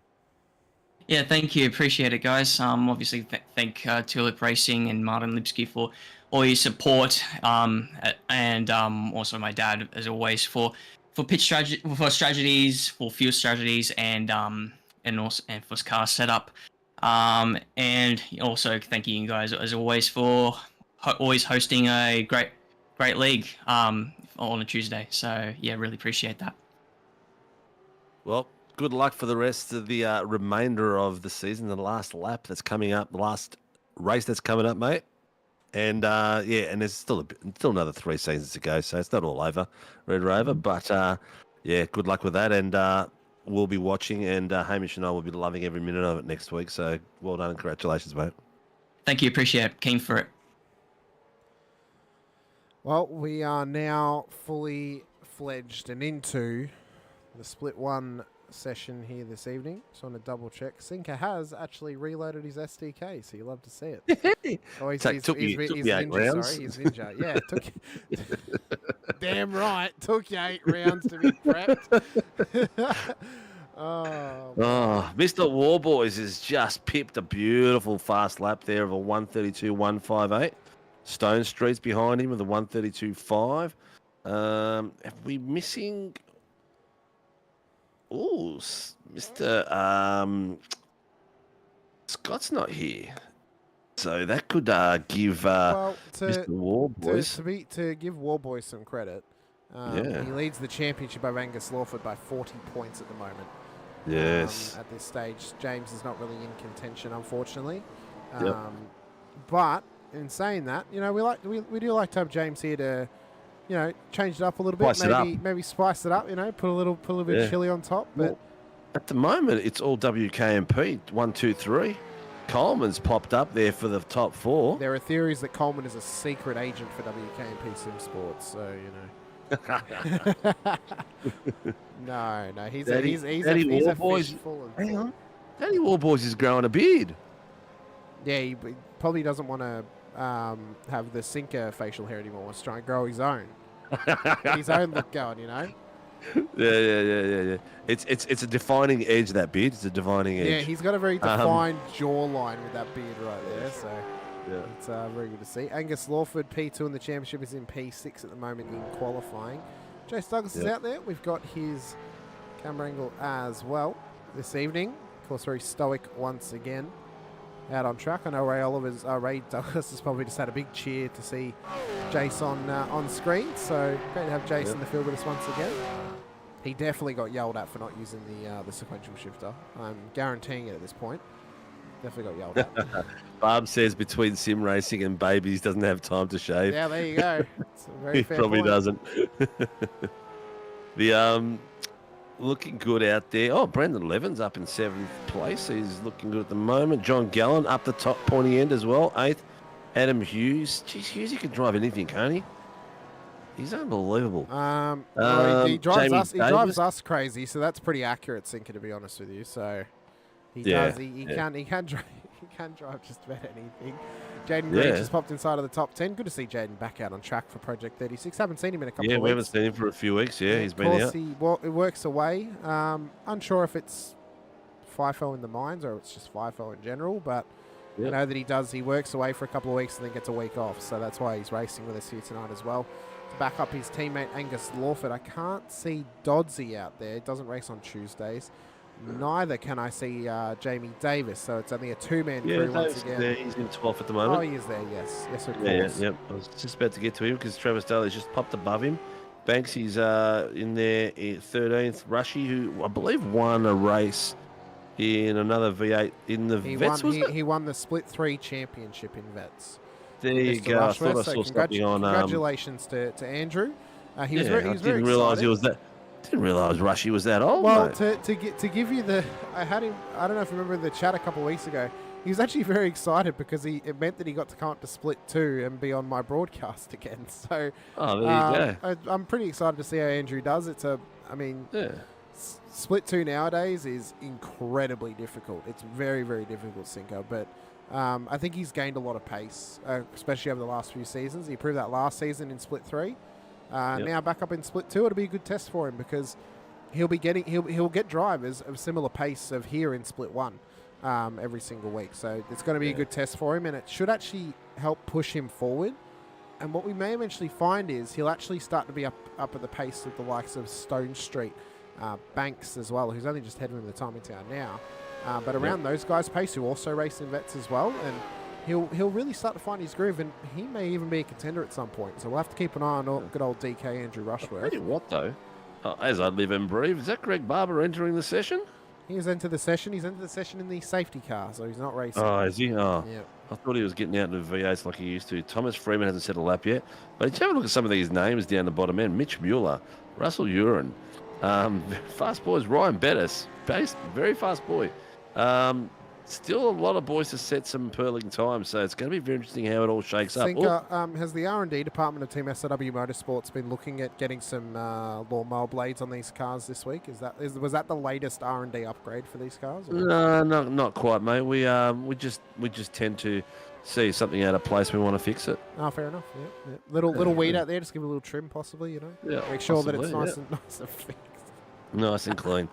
Oh, the PR car coming the wrong way. John Gallen, Stephen Banks following in behind. P13 at the moment in qualifying, so we know that Banks has got some good pace. We'll see how well he can get this car in the order Yeah, here we've tonight. got 2 minutes left in qualifying as well at the moment, so anyone who needs to be out there needs to be out there now, setting a time, because it's you're not going to get out there and complete it otherwise. Yep. Ryan Mueller just nearly got tangled up there with David Coleman as they try and traverse around. So it'll be one final run for Coleman, one final run for Mueller, who's on all greens at the moment. So he looks to jump Coleman here in qualifying. But the beauty for Coleman is he's going to get a little bit of a slipstream down the straight on the start of his lap. But I predict that Mueller's probably going to move out of his way very, very quickly because he does not want to be towing that Fisher Brandon Levin's Motorsports got car in back of around. him too. Yeah. So Mueller Let's crosses see how the he line. goes. Lap was not quicker than Coleman's, so this will now be the push. Banks is on all greens. Yep, he is indeed. He's got all 3 greens. He's gone up to, where did he go? Up to 12? Went up a spot above Yep. Trav Daly. Yep. So now it's crunch time for these drivers. Oh, straight lines at turn 1. That's qualifying done for Stephen Banks. Yep. Blake Warboys, one final run in qualifying. He's not going to be quite close enough, unfortunately. He may not actually make it, Sinker. That's going to be very, very He's got close. Top step virtually pinned to his arms.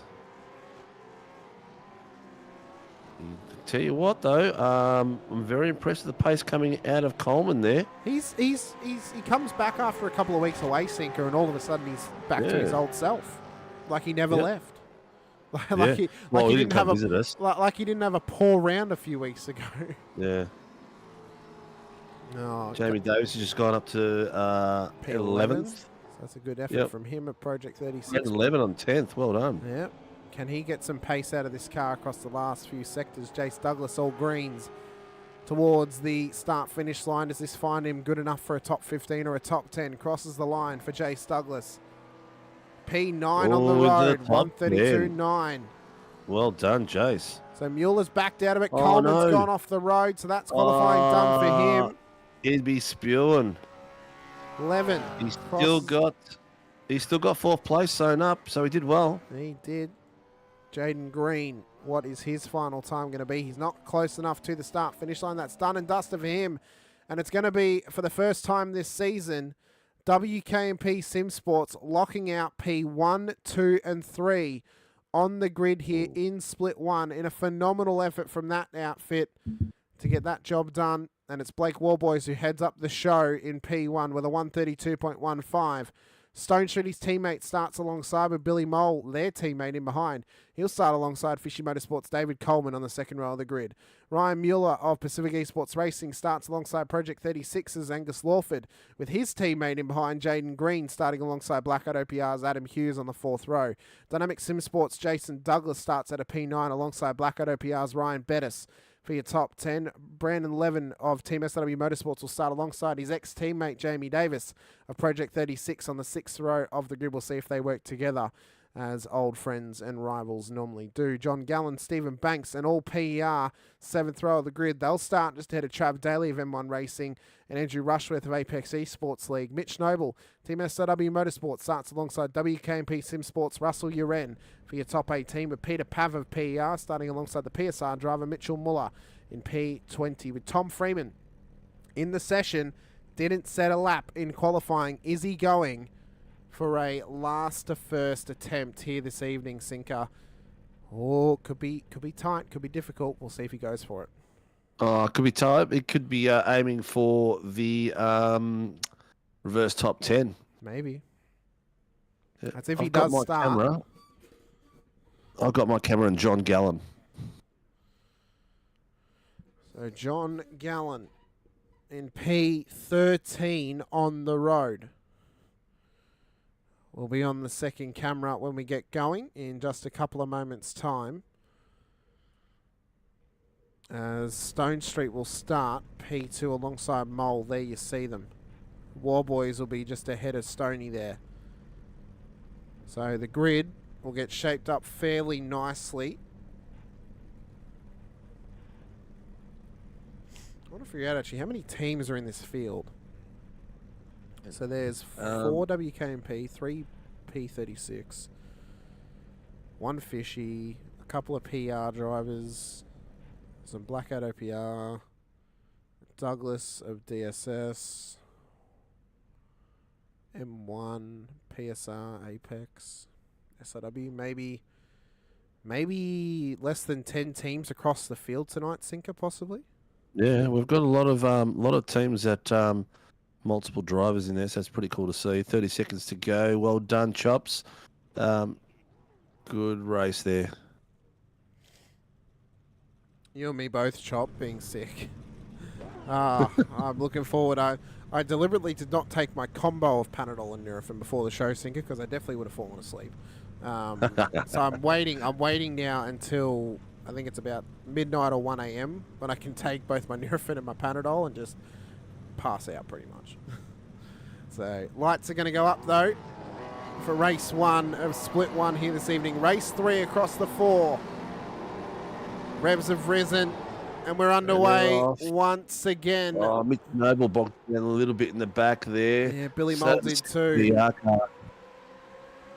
Billy Peter Mole Pav. bogged it down heavily. Mueller and Coleman applying their pressure already through turn one. Mole trying to come back already as the sun starts to shine here at the start of the split one race here this evening as we run round turn two for the championship leader, Blake Warboys. It's been a great start for him, and he would want a regular night at the office to extend that championship lead over Angus Lawford. Yeah, I'm just being very conscious that Coleman is actually leaving a lot of room there, so he makes sure he doesn't get tripped up there. He's done a really good job getting up into the third place and following Stone Street. And Ryan Mueller, he's up one place. Angus Lawford 1. Adam Hughes up 2 places. Great little start there. The big loser was Billy Mole down 4, who bogged it up off the start. We know we've spoken to him previously. He's already said that the one thing he has to work on is those race starts, and if he can perfect those, Sinker, I think that's maybe the little 1%er that he really struggles with at the moment. If he can get that into his system, as Hughesy sends it on Lawford down at MG. He does. Well, I'll tell you one thing. There's a very famous F1 driver that could have won some titles if he knew how to start his car at the start of the grid, which was Mark Webber. Many races he lost because he couldn't get that car off the track fast enough. I'll be honest with you, Sinker. I actually think that was just helmet marker favoritism that cost Mark Webber. I love Sebastian Vettel, but exactly multi-21. Yeah, no, he couldn't start that car. He every time he would lose 2 or 3 places, and he'd regain them. But what could have been if he didn't have to regain them? That was a big thing he had. Look at Billy Mole there. Oh, no! Just as I mentioned, he's caught it. He did catch it. I think the netcode actually helped him then, Sinker. But he's only gone backwards in this race. He's now down 10 positions. Yeah, but look, he's not in the dirt. He could have been down heaps more. That was really well caught, that. I'm not sure if that was contact or him losing the rear end, but whoa, that was spectacular. Blake Warboys is already up 7/10. Just set a fastest 1:39.702. That's going to drop considerably as we get going. But the timing tower is all yellow and orange right down to Russell Uren, which must have had a bit of situation going on because he's dropped right back. I think maybe he dropped back into pit lane. Maybe the first instance of that ping flag that we've seen before, Sinker, that came into this season. Going for it. He's done a nice little move down the hill on Jamie Davis. That was a great move there from Billy Mole. Yeah, that was cojones out. Let's try and sit up here and have a little bit of a look at this moment with Mole, because I think there was initially a little bit of netcode contact. I'm not sure if it was with, I think it might have been with Ryan Bettis, possibly. This was down at turn 2. Oh no, so that was actually between the Project 36 car. That was close. That was so close. Whoa. I think Uren may have actually had a jump start because he actually entered pit lane and then exited again. So okay. Here we go. That was so lucky by Bettis. He's just as Billy's straightened up his car, he's come through then. Whoa, that was close. Yeah, so there's that little bit of netcode contact. Then the secondary contact actually helped him straighten it up. And that's what's helped Billy Mole keep going at this stage. So that's worked out well for him. Yeah. So now it's Jamie Davis. Bettis is on fire. He's just passing or trying to pass Brandon Levin, which they're swapping and changing. Banks is there as well, with Billy Mole sneaking in behind them as well, trying to get the draft and maybe a position where he can take advantage of Banksy. But what a great bit of fighting there. Oh, they were side by side through Hayshed. Banksy's managed to hold it, but he's not been able to get the job done on Brandon Levin just yet. No. Levin is hopefully feeling confident. He's starting to get some of his pace back. Mole sends it at MG. Now through turn 11. It's going to be side by side. Can he keep them too wide at turn 12? Force Banksy to give him the room. Oh, he doesn't quite have the turn in. It's going to be a drag race. Gotta be careful. Whoa, that was close. That was some great driving by both those boys. Look at how close he was in behind Steve Banks then. He could see the front. He could see the engine bay of that car. He was that close. Up Yep, the Rushy's just inside. called something in. Up the inside. Job done now for Billy Mole, who now has Banksy tucked Has right in Billy behind Bob him. got DRS tonight or something? That was spectacular. Oh, he's dug out some ground holes for us. Track time at the moment, Dodsy, is 28 degrees. Yeah, it's So- been pretty consistent all night. Yeah. 28 degrees at the moment. But what a move by Billy Mole.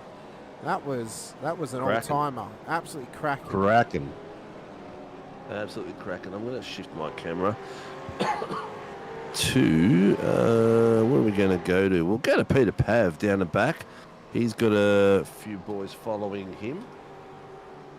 Adam Hughes just ahead of Angus Lawford. Ryan Mueller tucked up in behind David Coleman. These guys were going at it during qualifying, and it looks like they're going to continue to go at it throughout the race here this evening as well. Car 40 and 777, no further action. That was for a separate moment earlier on between Trav Daly and Andrew Rushworth, and I have a feeling it might have been this moment here at turn 10, Sinker. This is down at turn, that's turn 10 there. Ooh, Yep. what's happened Ooh. there? Yep, not sure. One thing I have realised, though, is the PER cars have the main colours they've changed. I don't know if they've been like that all season, but I've just noticed now that Peter Pav has got the green, the other one's got blue. They have personal colours, Sinker. Yes, they do, So which is... Corey Brand had orange in split Yeah, it's two. good to see them change that up because it makes it a bit easier for us to distinguish who's who. I've been pushing for that for how many seasons? Well, you know, some teams either run duos of cars, so they might run two cars with the same sponsor and then another two, etc. Some people run different coloured wheels and wing ends or mirrors to differentiate too, and some people just do custom colours or personal colours on the cars. PR does it, Fishy does it, obviously WKMP do it as well, which makes it a little bit easier for us. I have to say though, as much as I like the pink, I miss the green on Warboy's car. That green it did something. That was phenomenal. The pink does look nice too, but I just think there was something about it. Something about it just worked. Yep. Coleman is still hunting down Mueller. He's 4/10 behind Well, him. Miller's actually now gotten past him through all of that. So Yeah. this is how Mueller actually got Yep. that job Oh, we done. just did a switch. Oh, Lawford's just dropped Jaden back. Green. This was the moment with Coleman and Mueller down towards... Well, he just got it done through turn 3 and Coleman let him go. Fair enough. Yeah. Well, yeah. We've got, 12 minutes left of this. So how have they gotten past Angus Lawford? Brandon Leonard at the moment. Lawford... I think no, Lawford's still there. So how has he gotten past him? Oh, I think he actually had a blink. That's why. Okay. I think Lawford blinked out of existence. Hughes is up 3 places, done really well. I was going to say was... Banksy's up 2 as well. Reverse top 10 is looking really fiery at the moment. We're looking at Brandon Levin and Ryan Bettis in the reverse top 10, followed by Jason Green and Jaden Green. Matty Feely in Lawford, the chat yeah. with us as well. Fire up OPR fans. We've got to get absolutely fired up as Peter Pavlik's run off the road on the bottom screen down at turn 4. Yeah. That's unfortunate for Peter. Hopefully he can keep rocking and rolling forward in this race tonight. There we see Brandon Levin under pressure from Billy Mole. This is for the provisional pole position in race 2 with 11 minutes to go. So just about on the halfway point. Billy Mole will hope to continue to run his way forward inside of the top 10. Get some solid points for himself here this evening. The one that I think really needs to move their way forward tonight, Singer, is Angus Lawford at the moment. P2 in the championship, but is giving up 12 points at the moment to Blake Warboys in that title race, which extends it to 52 leading into race 2 in about 10 minutes' time. Yeah, he's really got to plan something dramatic, maybe even drop back for the better pole position for the reverse top 10 and put him in a great spot to win the race. Could be a tactical advantage there, I don't know. Yes, no, Jake Edwards. Yeah, I no, don't Jake, think he he's been in the last few weeks. can't take the embarrassment of running out of fuel and blowing his engine in the one race. Poor Mr. Edwards. look at that battle though at the back of the field. Mitch Muller, Pav, Noble, Daly all Yeah, involved. they're 4 very separate close. teams. Yeah. You know, 4 separate teams battling it out. Doing a Great great to job see. out there too. They're very consistent, very timely. Having a bit of a sniff there. Mitch is actually having a go on the inside of Peter Pav. Keeping it clean. He's pushed Pav out wide. He's tucked in underneath. Is he going to make the move or is Pav going to fight it back? Pav under brakes, brings it back a little bit more in the next corner. Gets a good overlap, pushing Mitch a little bit wide. And Mitch finally gets it done. There's a great move by Mitch Muller on, Mitch Noble on Peter Pavlovic. That's the problem when we have 2 Mitches in the one battle. Sinko. Get confused Mitch. sometimes. Which Mitch is Mitch? Yeah. We'll call Mr. Muller Mitchell, Yeah. and we'll call Mitch Noble. Mitch, Oh, so- Pav nearly lost it Oh. then. Not sure what happened there. If he lost it, oh, it's his rear end. Yeah, it's a little bit of a rear squirt. Yeah, he's still fighting it now. Coming out of that sort of section before the pit entrance, he was wriggling around as well. Jen Brandon in the chat, Project 36 are focused on just another championship podium for Angus. For what Geary has, definitely punching above his weight class. Angus is, I mean, he's insane for what he has on his rig. I mean, I'd hate to think what this guy could do in, you know, a full $20,000 or $30,000 rig sinker, and you know, this guy would be incredible. And I think that he's definitely got potential to be one of the best in Australia. Not just for his age, but overall, I think he's got some incredible pace and will win a championship at some point, whether it's at SRW or something else. But you know, he's got something about him, and I think he's just been phenomenal since day dot in SRW, and really made a name for himself last season. And I think this Hamish season said he he's just furthered it. bounced onto the seat and just went boom. Oh, exactly. You know, just, Yeah. He's a bit, I'm a bit, here, bit fellas, like a, and bit he's like, been doing really well. A bit like a bouncing Betty. Just you walk over, it springs up. Oh, hello, it's Angus Lawford. We don't know if he can bounce yet because he did have some major foot damage not too long ago. This is true.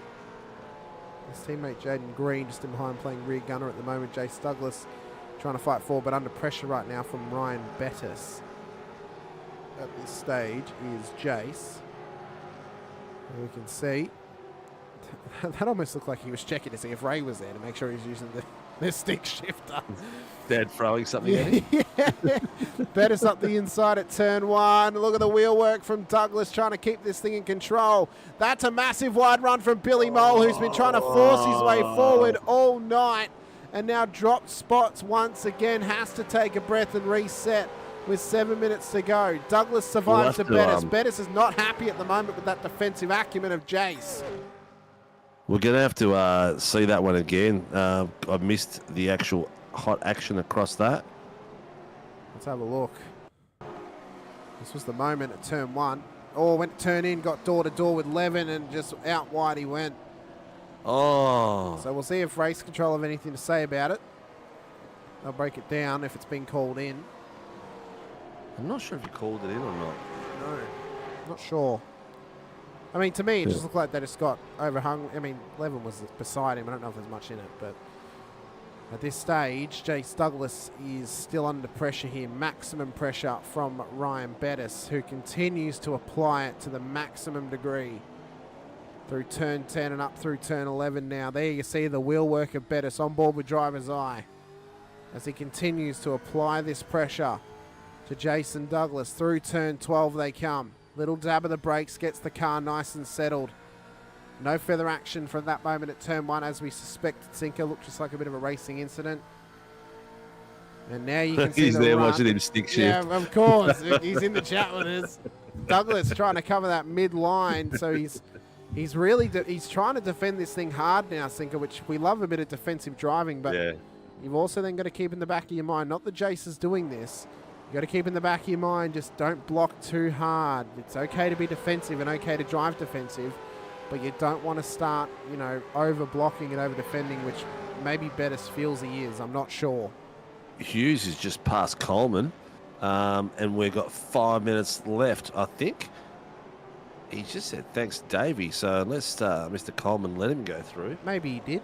maybe Coleman knows that his title race is over and done with. He's just out there for a bit of fun. Yeah. Not wanting to battle it too hard. Oh, loss of a rear, though, from Bettis. So Douglas, with this defensive driving, he's starting to actually put that reverse pressure now on Bettis, forcing Bettis to push to try and get past him. And, you know, that's the sort of driving that's one of those driving styles thinking that they can bring to circuit is, that, you know, you defend quite heavily. You just try and defend every little corner you can, every little opportunity you can. Don't make it easy for them and hope that the car behind over pushes and then makes a mistake. And that could be what we're leading on to now with Bettis. Yeah, 100%. I've got the lower screen, these boys. Stevie Banks is starting to pull away a little bit. He's down. He's got about 6/10, but you got Jamie Davis, former teammate, following Brandon Levin. Then you got John Gallen and Billy Mole. Great little bundle of guys there. But as you go further back, you got Mitchy Noble getting pressure on by Mitch Mueller and Peter Pav. So great little battle there. Coleman is now the bottleneck in front of Angus Lawford. So Lawford's possibilities of going forward, he's got to pass Coleman, who we know is not an easy pass. Oh, Bettis is pushing so 3 hard. minutes to go. I just saw then how hard Bettis is pushing that little rear slide off the back of that car. That's what's hurting him getting these runs at the moment. And I think for Ryan, mainly it's just try and force a smoother exit of corners, not push it too hard, and hope that being smooth gets you the position, because aggressively on the throttle like that might be hurting him a little bit, burning up those rear tyres. Definitely. Banksy is now catching Bettis. He's pulled away from Brandon Levin. He is now just under a second on Bettis at the moment, and then Brandon's got the pressure of his former teammate of Davis, Gallant and Mole behind him. Blake Warboys, man, he is just cruise control. He is just in cruise control. Absolutely. I mean, it's a similar scenario to Jordan Mazzaroli. I mean, he's 40 points ahead of Lawford in the championship. Right now, he'd be 52 points ahead based on the position difference between them in this race. If it were to end this way in race 2, well, it'd actually be the exact same as the split 2 difference between P1 and 2. If he would have finished 6 spots ahead of Lawford in race 2, that gap would then extend out to 64 points, and it'd be the same scenario for both championship drivers come next week at Bathurst. How incredible that could be. Davis has just had an off or something. He's just blinked. dropped. Yeah. He's had a big blink. Oh, he's dropping again. Gone. No, I think he's gone.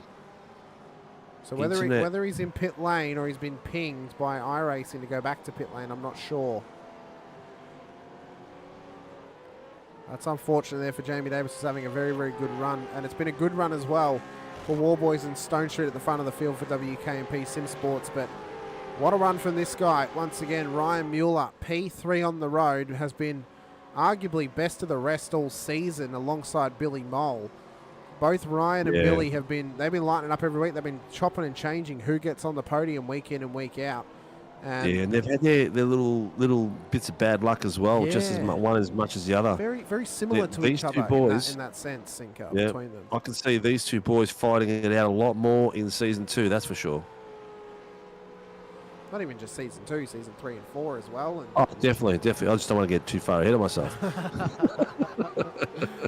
You get lost if you get too far ahead of yourself without a Melways, Seeker. That's the problem. Yeah, this is true, mate. Melways. Does anyone know what a Melways is? They should know what a Melways is. I do. I do.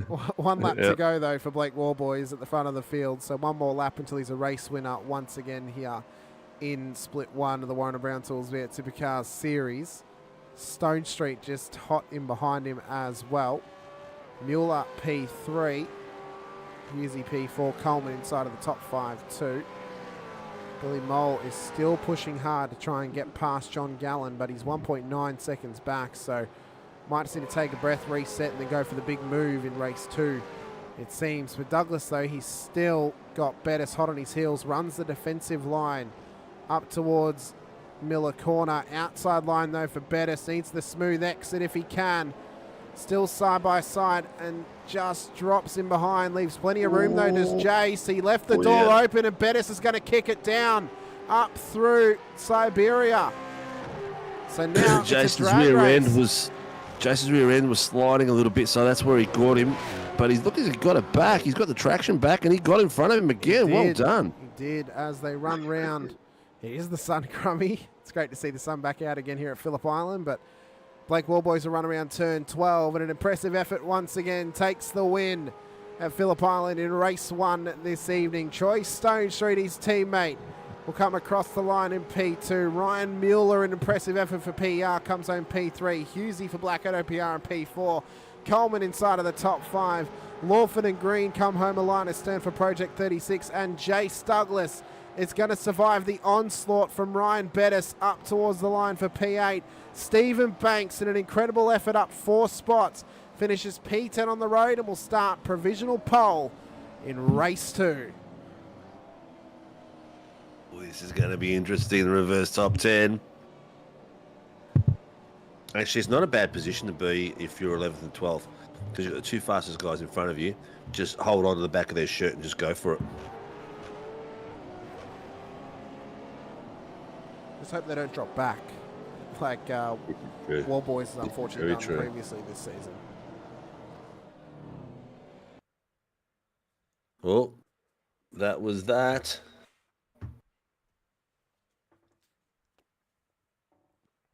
So warm-up session, which means it's time for me to have another Strepsil sinker. Yeah, we'll have a Strepsil, mate. Yeah, mate. Jamie Davis did drop out, but he's back. So he should be able to get into the next race, I'd say. He should be. He was. I mean, he's in this. He's classified in the session, so he should be able to start race 2, as long as he's in before the commencement of the race. That was a great race, though, from Ryan Mueller. Lee Mueller giving him a shout in the chat. And as I said, let's break that down a little bit more, Singer, as we mentioned about him and Billy Mole.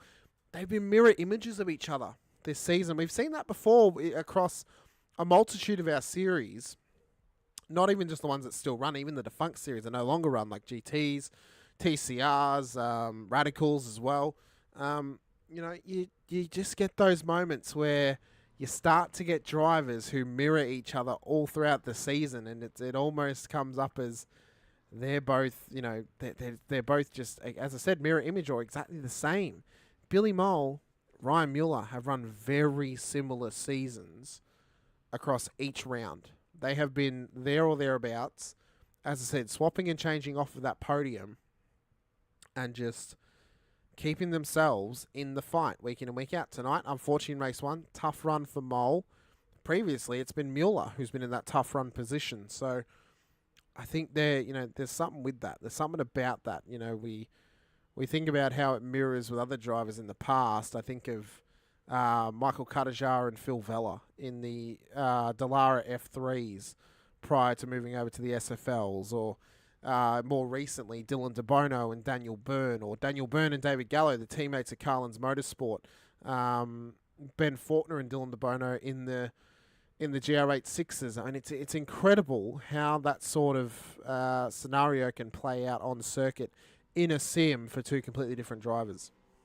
Yeah, and the funny thing about it is that they haven't really been up and around each other in the racing. It's sort of usually one's doing a good job, the other one's having a crap day. It's vice versa. Yeah. They haven't been. You get these drivers that got a bit of a magnet to them, to the guy they're competing against, and they sort of always up and around each other. But they've been swapping and changing. It's been pretty cool. So coming into this round, 4 points separated Billy Mole and Ryan Mueller. That's how close they've been all season. Yeah, 4 points. Yep. And amazingly, Adam Hughes is on equal points with Billy Mole at the moment, prior to the commencement of race 1 tonight. Bit of a quiet achiever, eh? We haven't really had the radar on Adam Hughes much because we expect him to do well. We expect him to do well because we know he's a good driver. So we really haven't been pumping his horns at all, but he's been doing very, very well, mate. Very well. So the warm-up comes to an end, and race 2 will commence very, very shortly. Once again, 4th race of the night, 2nd race for Split 1. And it'll be headed up by Stephen Banks of Pacific Esports Racing in P1. He was up 4 spots in race 1 to get his car into P10, and now he starts on the front row alongside Blackadder PR's Ryan Bettis. the beauty of finishing behind Jace Douglas after that intense battle is Ryan now gets to start ahead of him in this race and may hope to try and break away from Jace and not get stuck behind him once again. Jace will start though on the second row of the grid alongside Jaden Green. Angus Lawford will start in behind with David Coleman on the third row of the grid. Adam Hughes, Ryan Mueller will start P7 and P8 on the road. Troy Stonestreet, Blake Warboys will make up our reverse top 10. So after that race, in fact, Ryan Mueller's now actually gained 2 points on Hughesy, so only 2 points separate them now in the championship. Rest of the positions, they will start how they finished in race 1, with Brandon Levin starting alongside John Gallen on the 6th row of the grid. Billy Mole, what a horrible race it was in race 1 for him. He'll be hoping to move his way forward in this one, starting at a P13, hoping to get back up into the top 10 or possibly even the top 5. Trav Daly will start P14 alongside with Mitch Noble and Mitch Muller, and all Mitch, 8th row of the grid, starting in behind them with Peter Pavlovic, Andrew Rushworth, Russell Uran, and Jamie Davis at the back end of the field. Oh, this is going to be very interesting. Very interesting. Freo didn't enter both races. He must have, he must have entered the session and had issues or had to go do something, which is unfortunate because we've seen the pace in him as well. But the fight is going to be coming through the pack now, and see how our current... See how Warboys goes. Our current Sunday champion. Like Warboys goes, yes. Yeah, our current Sunday champion. Of course, Jamie Davis is actually the current Tuesday champion for the former pro class sinker as well, you know. Yeah. So he's in there. Lawford, who was P2 in the championship last season on Tuesday night, he's in it too. So there's a lot of talent in this field. And for Blake Warboys, if you're hoping to move his way forward, extend that gap a little bit more once again over Angus Lawford and get himself in a better position leading into the final round next week at Bathurst for the Enduro. Should be roughly 40-odd seconds until the lights go up. Giddy up. Cars looking pretty special. Pit crews have given them a little shine. Looking Got the Gorilla tape out. A bit 100-mile-an-hour tape. We're just waiting for Warboys to join the grid. Yep. Let's double check that he is actually in the rig, because we don't want him to miss out. He is on the grid. There he is. There he Paddy is. Warboys. Of course, Jace Douglas in there too. Very stoic as always. Be nice if we could see Jace crack a smile every now and again. A bit too serious. I think that's always smiling after the race. Yeah, he's a bit like Dodsey in that sense. But lights are up. Let's go racing at Phillip Island once again. Banks and Bettis on the front row.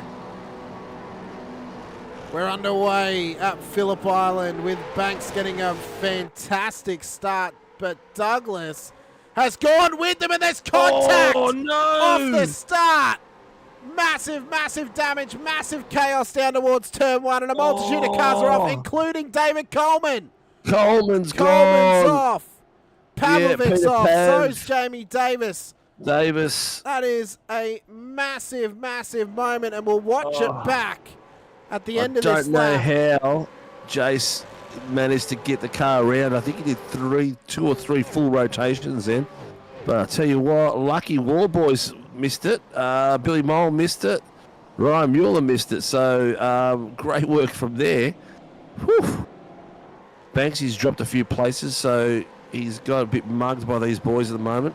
That was one of the who's wildest Coleman's starts. pulling that in. Oh, I'm not surprised. One of the wildest starts we've seen in a long, long time, Cinco. An absolutely chaotic start off the line for these drivers here tonight. And the one I want to see the POV from is this man right here, David Coleman, because this was immense. So off the line, Douglas got started well. There was a little knock between Bettis and Banksy. That then kind of crescendoed the moment. And that's what's then caused Coleman to go off track. So it was, I think for what I saw then, there's a little bit of a knock-on effect from Bettis, as we're right on board with Adam Hughes. So here's his POV. And there's Douglas right there, and had to go take evasive action. We'll have to unpack that after the race because there's a lot going on there. That was spectacular. Coleman actually had to go around the fence and everything. And he got an IRacing black flag, which the boys cleared because he gained no advantage. There goes Coleman, exit stage left. Yeah. And yep. he's had to go. Full buggers had to go all the way around. Oh my god! No, he's actually come back to the track around the fence and joined again. So he's lost a fair few places. He actually lost 12 places in that incident. Poor bugger. He had a really good start too, which was a shame. Biggest mover at the moment would have to be Troy Stone Street, up 6 places with Adam Hughes, who's got himself up the pointy end. War Boys is up 3, making a calculated move through the field. He's behind Jaden Green at the moment. What happened to Angus in all that? He's dropped down 7 places. Yeah, I think Angus was caught out by it too. Possibly. Yeah, he was caught out by it. So let's quickly have a look what happened to Angus here. He went off track similar time to Coleman. So there's the big incident, and there goes Angus Lawford off the road. That was him with Coleman. So there goes Lawford there, and that's how he dropped spots. Yeah. So. How lucky was Hughesy that he got his rear end tagged and he just maintained control? Whoa, that was so lucky. Buy a lotto ticket, Adam. Buy a lotto ticket, please. I mean, that is. Mate, you know what? I give Adam a lot of stick because I know him and it's funny. He's such a good bloke, but he is such a damn good driver, man. Yeah.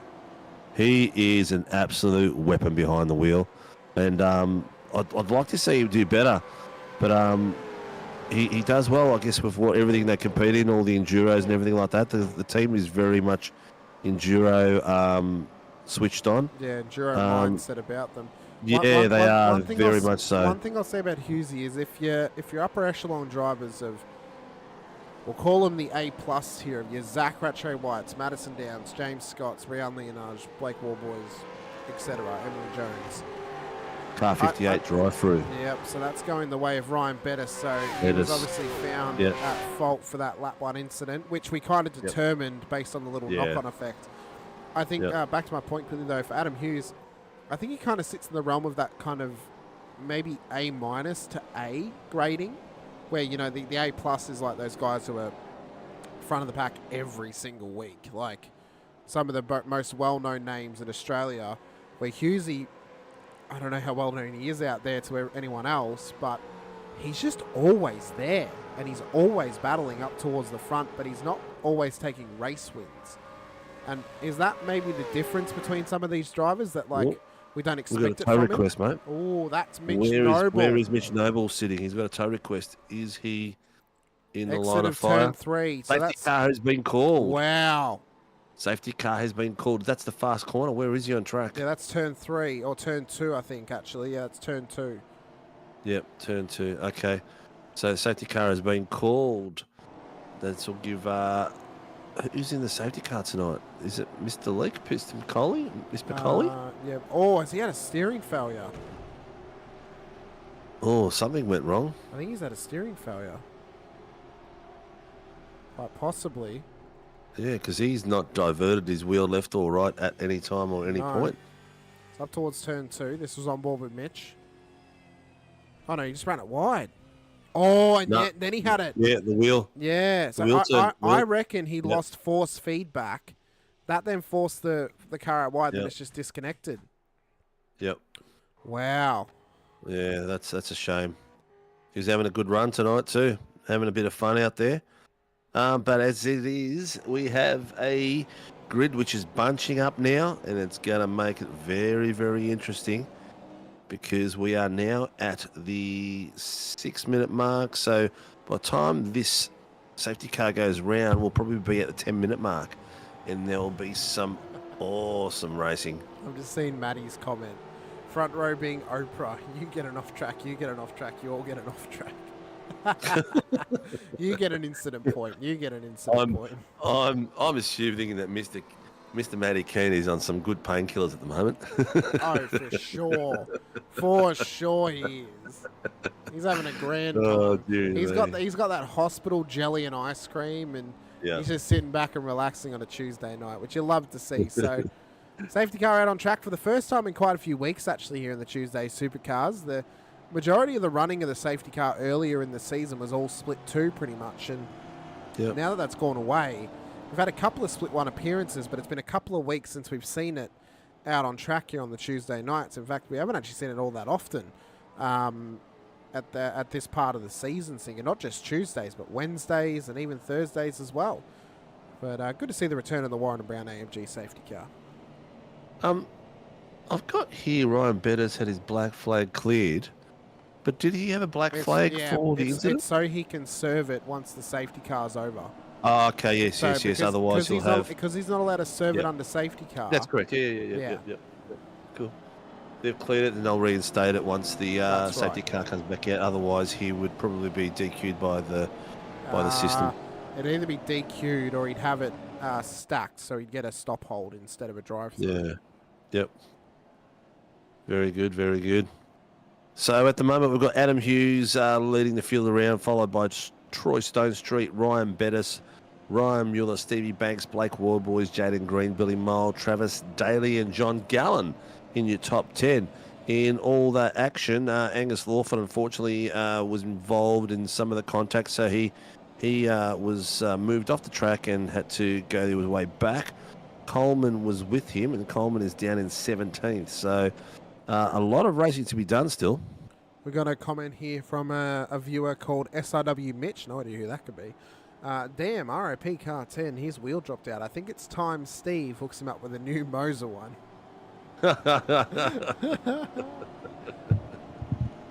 Oh, he's a clever boy. Sheafy, they still race at Phillip Island. It's on the calendar this season, isn't it, for Supercars? I don't know. I don't know. I'm fairly certain. I know they don't go to Winton this year. Safety car is in at the end of this lap. Soon we will hear safety car lights off and no more weaving, but at the moment the boys are all weaving. Stevie Banks has got Blake Warboys behind him, so he's going to have someone breathing down his neck very, very quickly. Mueller will have Ryan Bettis in front of him, but Bettis will probably have to pit when they get to the full length of that track. Yeah, I'd say He'll have to come in for a podium. He'll have to come in probably end of lap 7. I was wrong. I just checked the calendar for the Supercars this year. They do not go to Phillip Island. I was right about the fact that they don't go to Winton. So only one Victorian track apart from Albert Park, only one Victorian track on offer this season for real life Supercars, that being Sandown later in the year. So unfortunate that we don't get to see Phillip Island or Winton, but you know, I think it's going to be exciting. Next race obviously is Taupo in a week's time. So yeah, no, they're not, Mitch. I just checked the calendar. So but yeah, it'd be cool to see Taupo next weekend for New Zealand.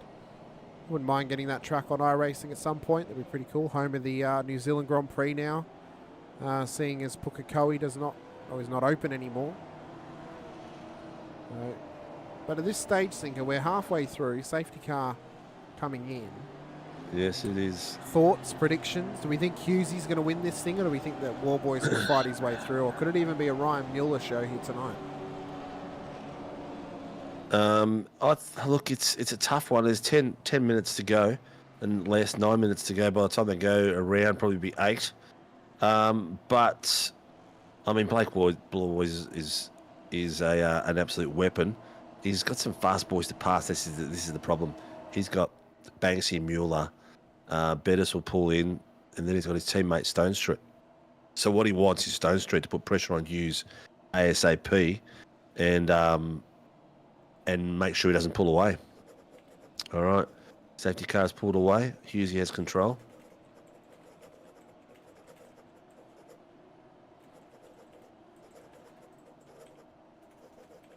So, when does Hughesy go green?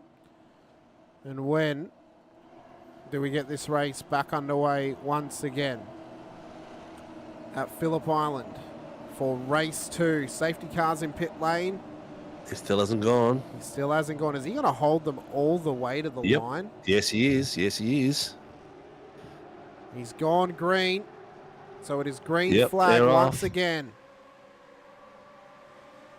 It was a great start from Hughesy. Bettis all over Stone Street. Remembering, though, he has to commit to that drive-through still. Yep. It was extended out a little bit thanks to the safety car period. Yeah. Well, he's got Mueller on the back of him as well, He and does. Banksy.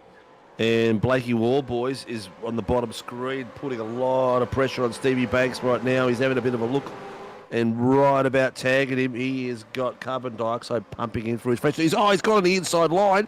Is he going to be able to take him through there? No, he's got the over and under. Banksy's shed it wide on him. Oh, we got a rotation there from Stone Street. Stone Street. Oh, I think that might have been self-inflicted. Oh, no. Right.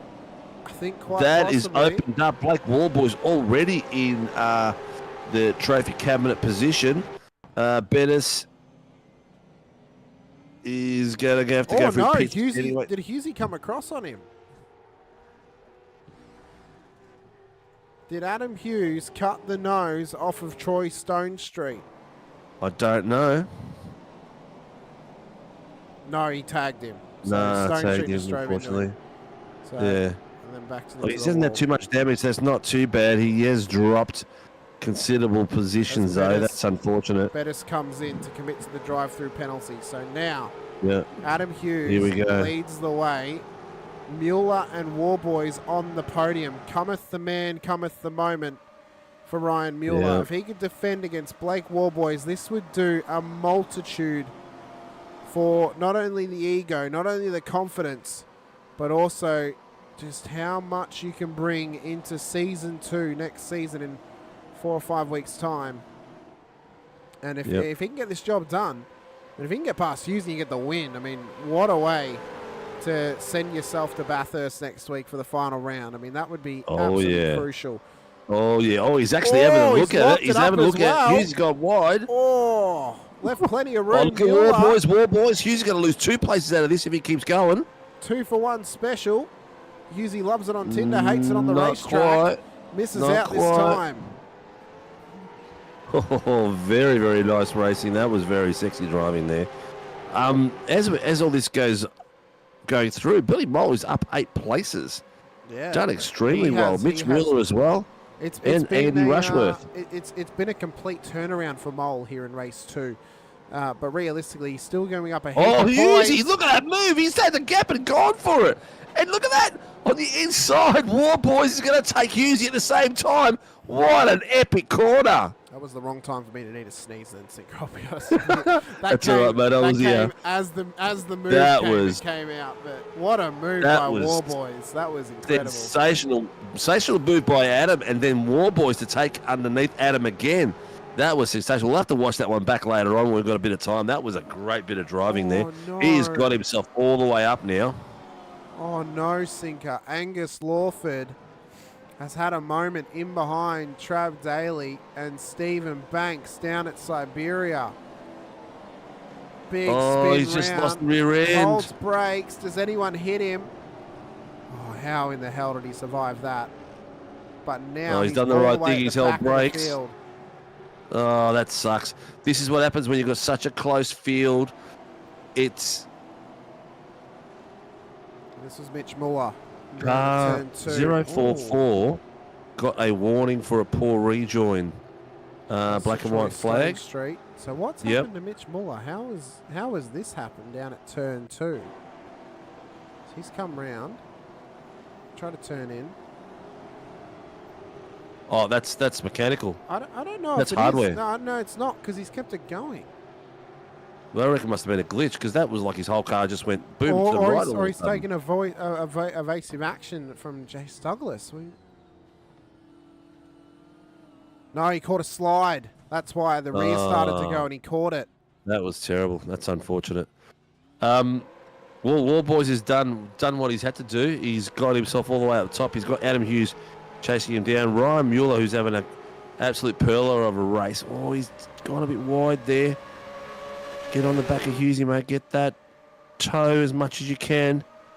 Billy Mole's having a great job there. Jaden Green is the lead Project 36 car up into 4th. He's actually moved. He started in 4th. He's still in 4th. I actually don't think Hughesy meant to go for that move, but he locked brakes and is just like, all right, I'll go for it. And then Warboys just strung it through on the outside. That was a great effort from those guys to get that done nice and clean. A fantastic battle. between them at the front of the field. But Wallboys leads the way. 3 minutes to go. It is anyone's game at the front of the field. Jaden Green on the inside of Ryan Mueller. A little bit of door-to-door action between them. Look at Billy Mole. He's up there with them now. He has risen the ranks in this one. And the two drivers who've been on the tip of our tongue all night, the drivers that we said are almost mirror images of each other. Well, now they're on track together, and now they get to battle. Yeah, now Billy Mole is putting the pressure on big time. Ryan's just called that one in for race control to look at. Mole is looking very, very fast tonight. He's been looking on pace, but he's just a bit raggedy. Just a bit raggedy. He's just, I don't know, maybe he's just... raggedy Ann about him, just like... Or maybe trying a little bit too hard, I don't know. I think in race one he may have over-pushed to make up what he lost. In this race, though, cool, Car calm, number collected. 125 is to readdress to 553. So Jaden Green needs to... Jaden Green has to readdress to Ryan Mueller. I don't know how he's going to do that with Billy Mole putting the pressure on. He might lose 2 spots here. He very well may, but he's got to do it unless he wants to get a drive-through penalty from race control for failing to do it within 3 laps. Well, not even 3 laps, within a lap, realistically. So the thing is, Billy Mole knows that it's on, and look at the way he's positioning his car. He's waiting to see what happens here. Jaden Green is attempting to redress the position to Ryan Mueller, who runs it wide at turn 3. Oh, Mueller's just held it. That is not a great place to readdress. Oh, it gives him a little bit of a door, but look at Billy Mole, who sneaks through as well. So it's on for Young and Old. Yep. Oh, that was a tough place to readdress, that was. Yep, car 46 just called something in, lap 11, that's Brandon 11. Yep, ironic, lap 11 for Brandon 11. Yep. Maybe 1 lap to go for Blake Wallboys and he crosses the line, but this battle continues on. This is all for P3 on the road. Yep, Adam Hughes on the bottom, Green chasing our current champion. Our championship leader, who will now extend his gap even further. Already gained 12 points over Angus Lawford in race 1. Seeing as Lawford can maybe get as good as P15, that's 14 positions between them. That's 28 points. So that then goes up to 36 added. So that's 76 points is now going to be the gap going into Bathurst. It's only getting harder for Angus Lawford to try and capitalise. But well, Stone Street has to readdress 11. Okay, so 1 lap to go. Adam Hughes and Blake Wallboys battle for the lead. Ryan Mueller, Billy Mole battle for P3 on the road. Final lap of the race. Switch him over, mate. You take on the leaders, and I'll take this back, boys. So Wallboys and Hughes. It doesn't look like Hughes is going to try and go for it just yet, but Wallboys is not going to let him have it just yet either. As we can see, Mueller's trying to now cover inside line to Billy Mole at turn 4. Does so nicely. So Mole, big slide though. So Mole's going to continue to apply the pressure. May try and line this up into MG after Lukey Heights.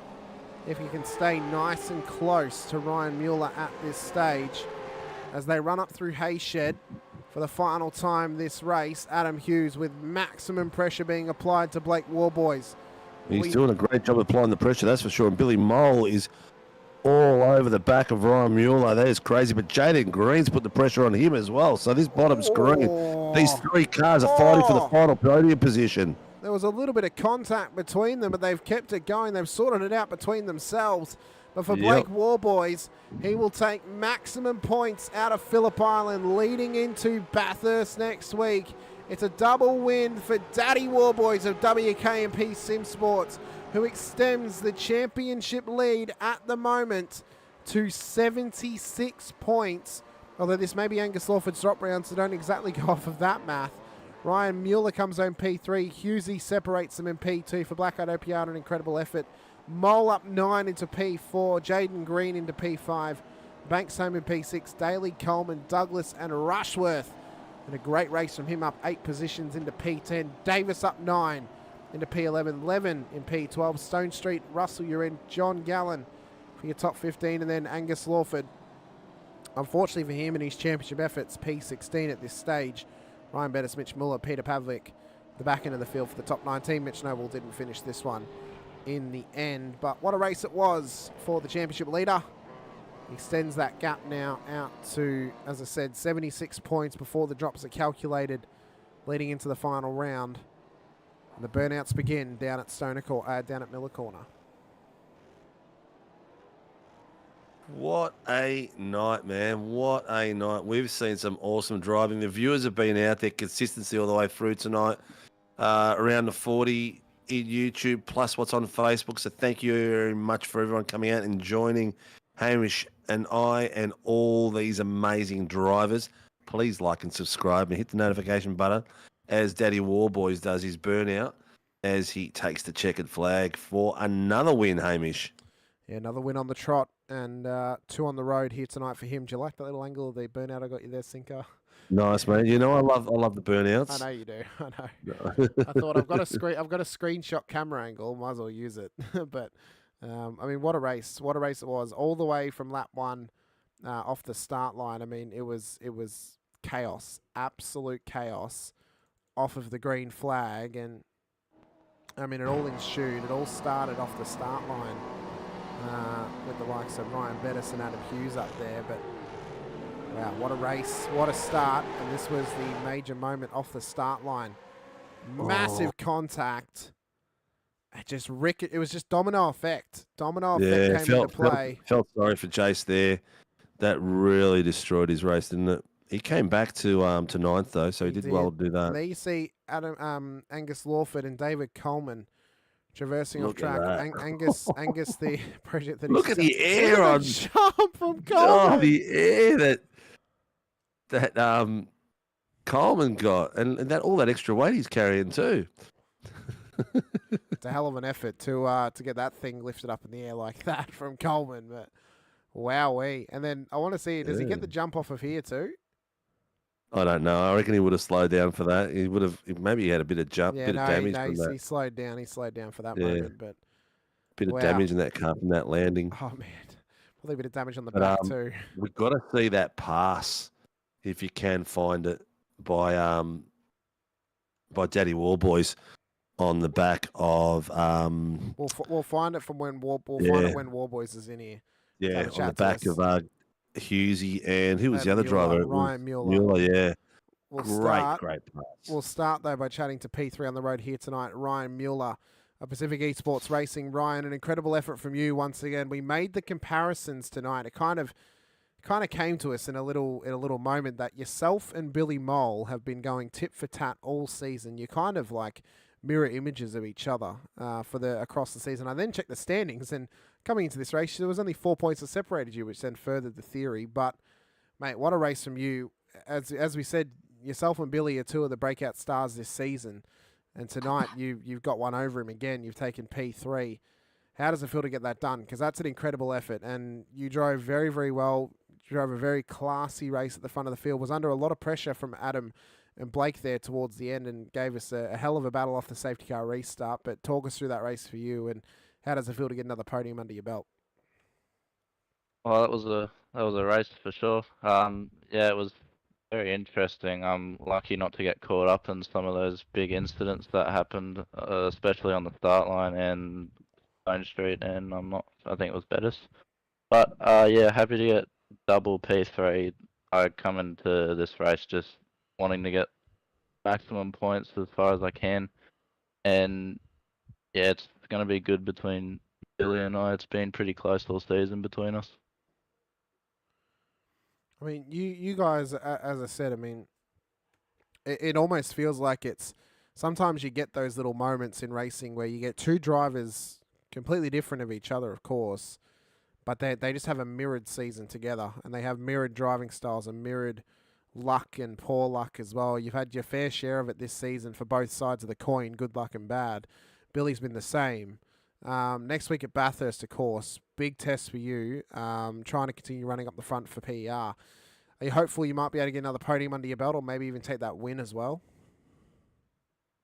I've been pretty confident. I was surprised with how much pace we had today, to be honest. I got the car pretty good. We all got our cars pretty well spot on where we wanted them, so I'm hoping we can bring that to Bathurst, and yeah, should bring some good racing again, hopefully. Well, mate, you've had a great run all season across all the droppable rounds, especially tonight with 2 P3s. That's going to help your championship hopes quite significantly. We look forward to seeing how you go at Bathurst next week in the endurance race, but let us know how helps get you and Pacific Esports Racing out on circuit. Anyone else you wish to give a shout out to as well, for myself, Sinko, and the rest of the league. Congratulations on P3 here this evening across both the first and second heat out at Phillip Island. Cheers, mate. I'd like to thank you guys for putting on a good show for everyone, especially Grandma. She's always in there. Yeah, she's in there tonight again, mate.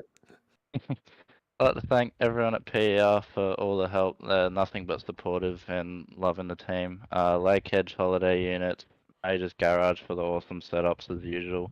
One Shot Pest Management, Track Racer, 8 Rivers Photography, and our partner W Energy Drinks, and Dad for turning the internet off the TV so I didn't lag out. Very good, Ryan. Best of luck next week at Bathurst, mate. We look forward to seeing how you go. Enjoy the week of practice and preparation. We'll see you when we head to the mountain. Keep it up, mate. Good luck. Next up, we have the Tinder aficionado himself, and apparently Supercars aficionado as well, Mr. Adam Hughes. You swiped right on a positive race finish here this evening, Adam, and it paid off for you absolutely perfectly, mate. Talk us through that, because the battle between you, Ryan, and Blake towards the end of that race, and we saw the moment at Lukey Heights coming into MG. It took a stellar move on Ryan at the bottom of the hill, but when we watched it back on the onboard, it didn't look like that was your original intention, but you somehow pulled it off. Well, I decided to wobble into turn, I think it's 4, which is the first right or the second right-hander of the track. And I decided to brake the next postcode too early into the braking zone. So obviously Rian's just sent it down the inside and made it stick and gave me like a bit of a bump on the outside. I'm like, oh, okay, rightio, fair enough. And then, yeah, I half tried to make it work, and I thought, nah, I don't think this is going to work, and I committed to it, and somehow I pulled it off. But I locked it front right, and my heart dropped for about a good solid 5 seconds in that period of time. Hughesy, I give you probably more. Good, mate. I'm very good. I probably give you more stick than anybody does, but I love you to death, mate. I'd just like to tell you that I'm so impressed with your driving skills out there, mate. You seem to be able to drive anything that's out there. It's you got quite a unique talent out there to be able to transition from one car to another car. What is your favourite car? Is it still the Porsche? Yeah, always a Porsche. Porsche forever. I'm a big advocate, like I said to you the other week, two weeks ago when I was on the podium again. Big advocate of the TC and the ABS, as you know. Yep. Well, Porsche for sure. It's not visible, mate. You drove that thing like you were born in it. You did some awesome moves out there. So congratulations on a good podium, buddy. Yeah, cheers for that, man. It's good. It's good fun. Better than last week's showing, that's for sure. Last week was a shocker and a half for me. Backfield bandit, just a good filler last week. It was shocking. Well, we'll be honest with you, Hughes. We actually didn't realise you were so high up in the championship standings, and then we noticed that you were on equal points with Billy coming into this round, and we're like, oh yeah, Adam's actually been racing quite a fair bit this season, so he's up there. Yes. But no, I mean, under the radar. Yeah, under the radar, little silent assassin, Adam Hughes. But no, we appreciate you coming racing with us once again, Adam, and a great job from you to get P2 on the road tonight, up 5 spots. It was a phenomenal effort in the Mustang, of course. But let us know, helps get you and Blackout OPR on track. Anyone else you should give a shout out to as well. For myself, Sinko, the rest of the league, congratulations on what was an outstanding performance and some great points gained over some of those other drivers you were in contention with in the championship standings. Yeah, cheers, man. I'm hoping that it makes up for the, like I said, last week's race at Oran Park, where I just went from good to bad to worse to spinning my own teammate out and then copping a drive-through. So started the race in obviously Sydney, and I think I finished it in Adelaide. That's how far back I was on the track.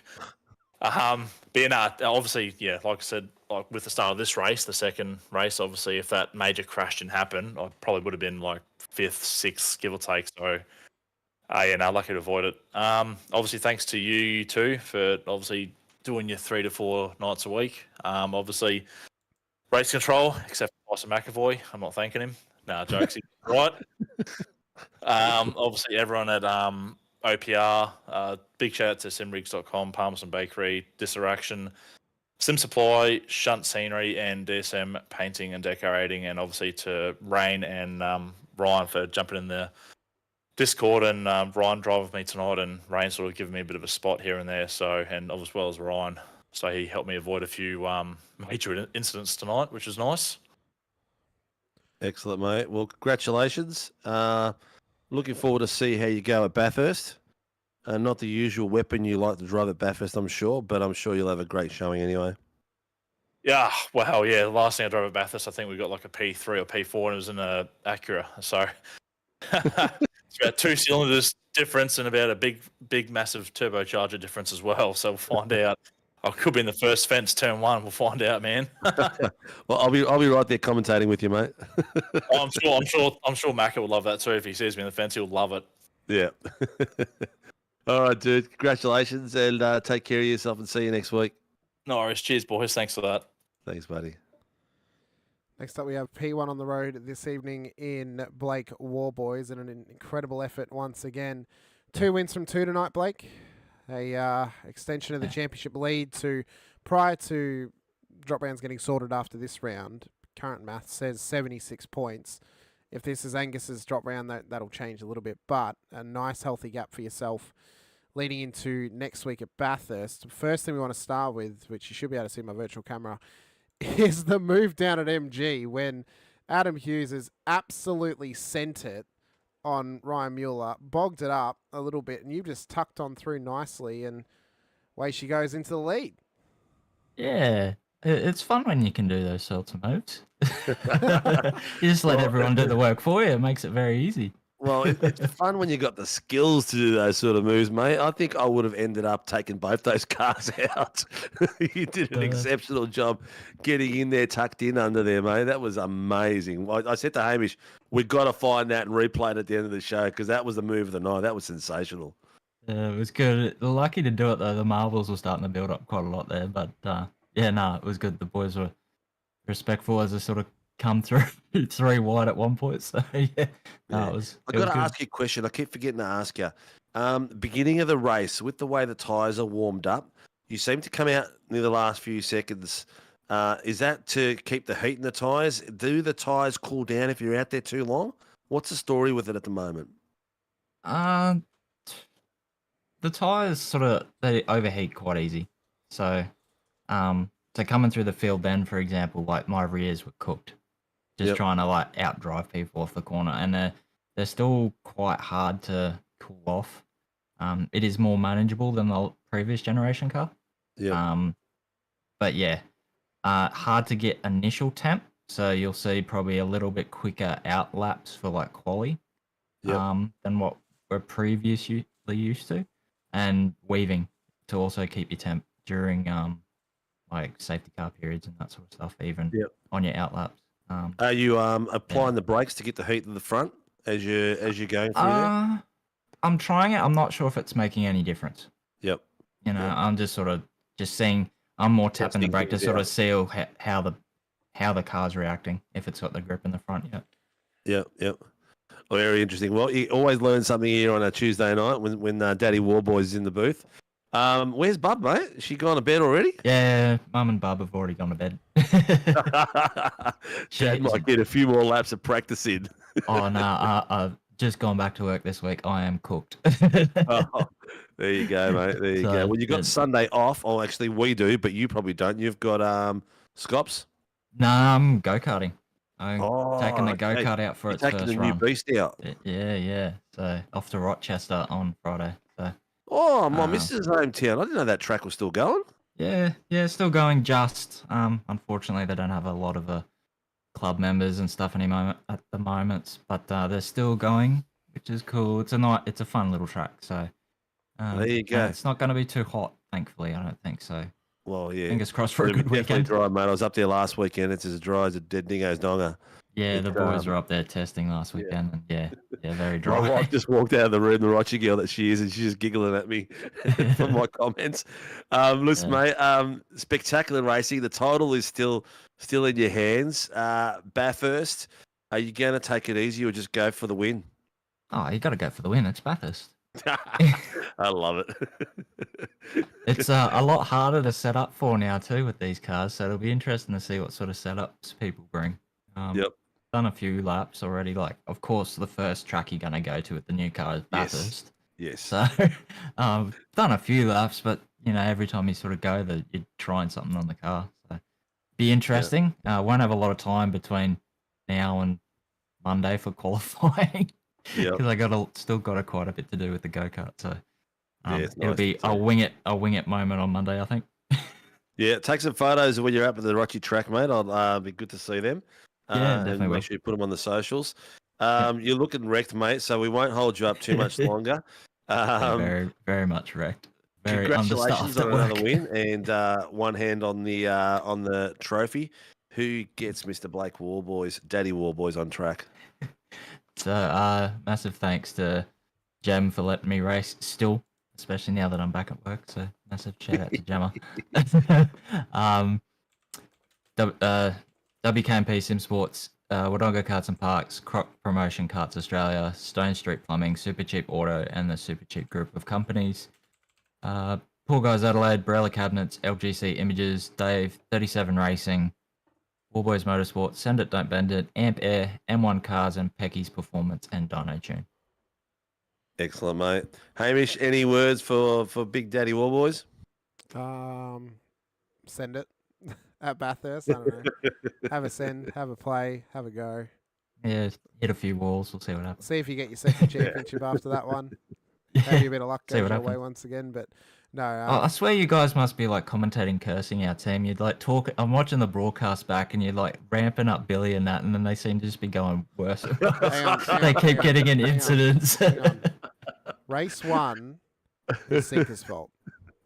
That was, yeah. It's always Sinker's fault. It's always Sinker's fault. It was just as I mentioned him as well, and he just went. I'm just like, oh no! Exit stage right. So yeah, boys will be It's Tony cursing you too. something shocking. Yeah, only two. I think we're just gonna have to stop commentating, Hamish. maybe we do. Just Maybe sit here we and just do. go and ah. We'll just use the soundboard from now on. We'll just Yeah. plug all the Oh, yeah. soundboards in. No, great season you run thus far, Blake, and of course into next week where you just got to pretty much keep it clean and try and finish within only a handful of positions of Angus, and you've locked this one out. So congratulations, a great effort, and we'll see you at Bathurst next week. Yeah, awesome. Thanks, guys. See you next week. Take care, buddy. Yeah. I'll Sinker all of a sudden. Billy Mole's got there no more. No. Sorry, Billy, mate. Sorry, you're our mole, mate. It's Groundhog Day for Billy Mole once again. It is. Thank you to everyone, though, who has joined us here this evening and for the whole season thus far. Amazing how quickly 8 weeks can go by, Sinker. And all of a sudden, you got the 9th round coming up next week. It's absolutely crazy. Across the rest of this week, we've only got 2 more days of racing coming your way on the stream side of things for SRW. Of course, tomorrow night for the Moser Racing Super Formula Championship, we race out at Homestead, Miami for road course. I think it's course A. I don't know. I always get confused which one's which. But my favourite Roval course on iRacing, so I'm very excited about that for the Super Formula Lights to go racing around there. Thursday for the Shannon's Insurance Toyota GR86 Nationals, we go racing around VAR North course. So that should be absolute chaos once again. And then we get a bye on Sunday night for the Warren Brown Tools V8 Supercars Championship. News will be coming out this week on when qualifying is for next week's Enduro race. There'll be conversations in the background and it will all be confirmed well in advance of the event itself. But big shout out has to go out to all of our series sponsors, including our title sponsors, Warren Brown Tools, for their support of the Tuesday night V8 Supercars Series and the Sunday night V8 Supercars Championship, and as well to Moser Racing for their support of the Wednesday night Super Formula Championship, and to Shannon's Insurance for their support of the Thursday night Toyota GR86 Nationals, as well to our other series sponsors, Shunt Scenery, Grim Industries, home of the V8 Coffee Table, which can be found on Prime Video's Top Gear Australia, and to Phoenix Driver Development. You can message PDD on Facebook or send Laz and Rehan Leonardo a message on Discord. If you're after some private training in the V8 Supercar or even some setups as well, they'll be sure to either find you a time slot.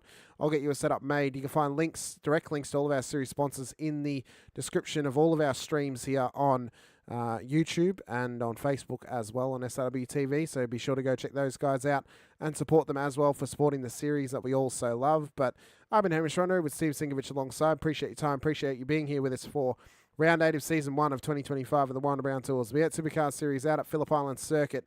We'll see you guys next week for Bathurst, and myself and Jack Anderson will see you tomorrow night for Homestead Miami of the Super Formula Lights. But until then, Stay safe, drive hard, and as always, bye for now.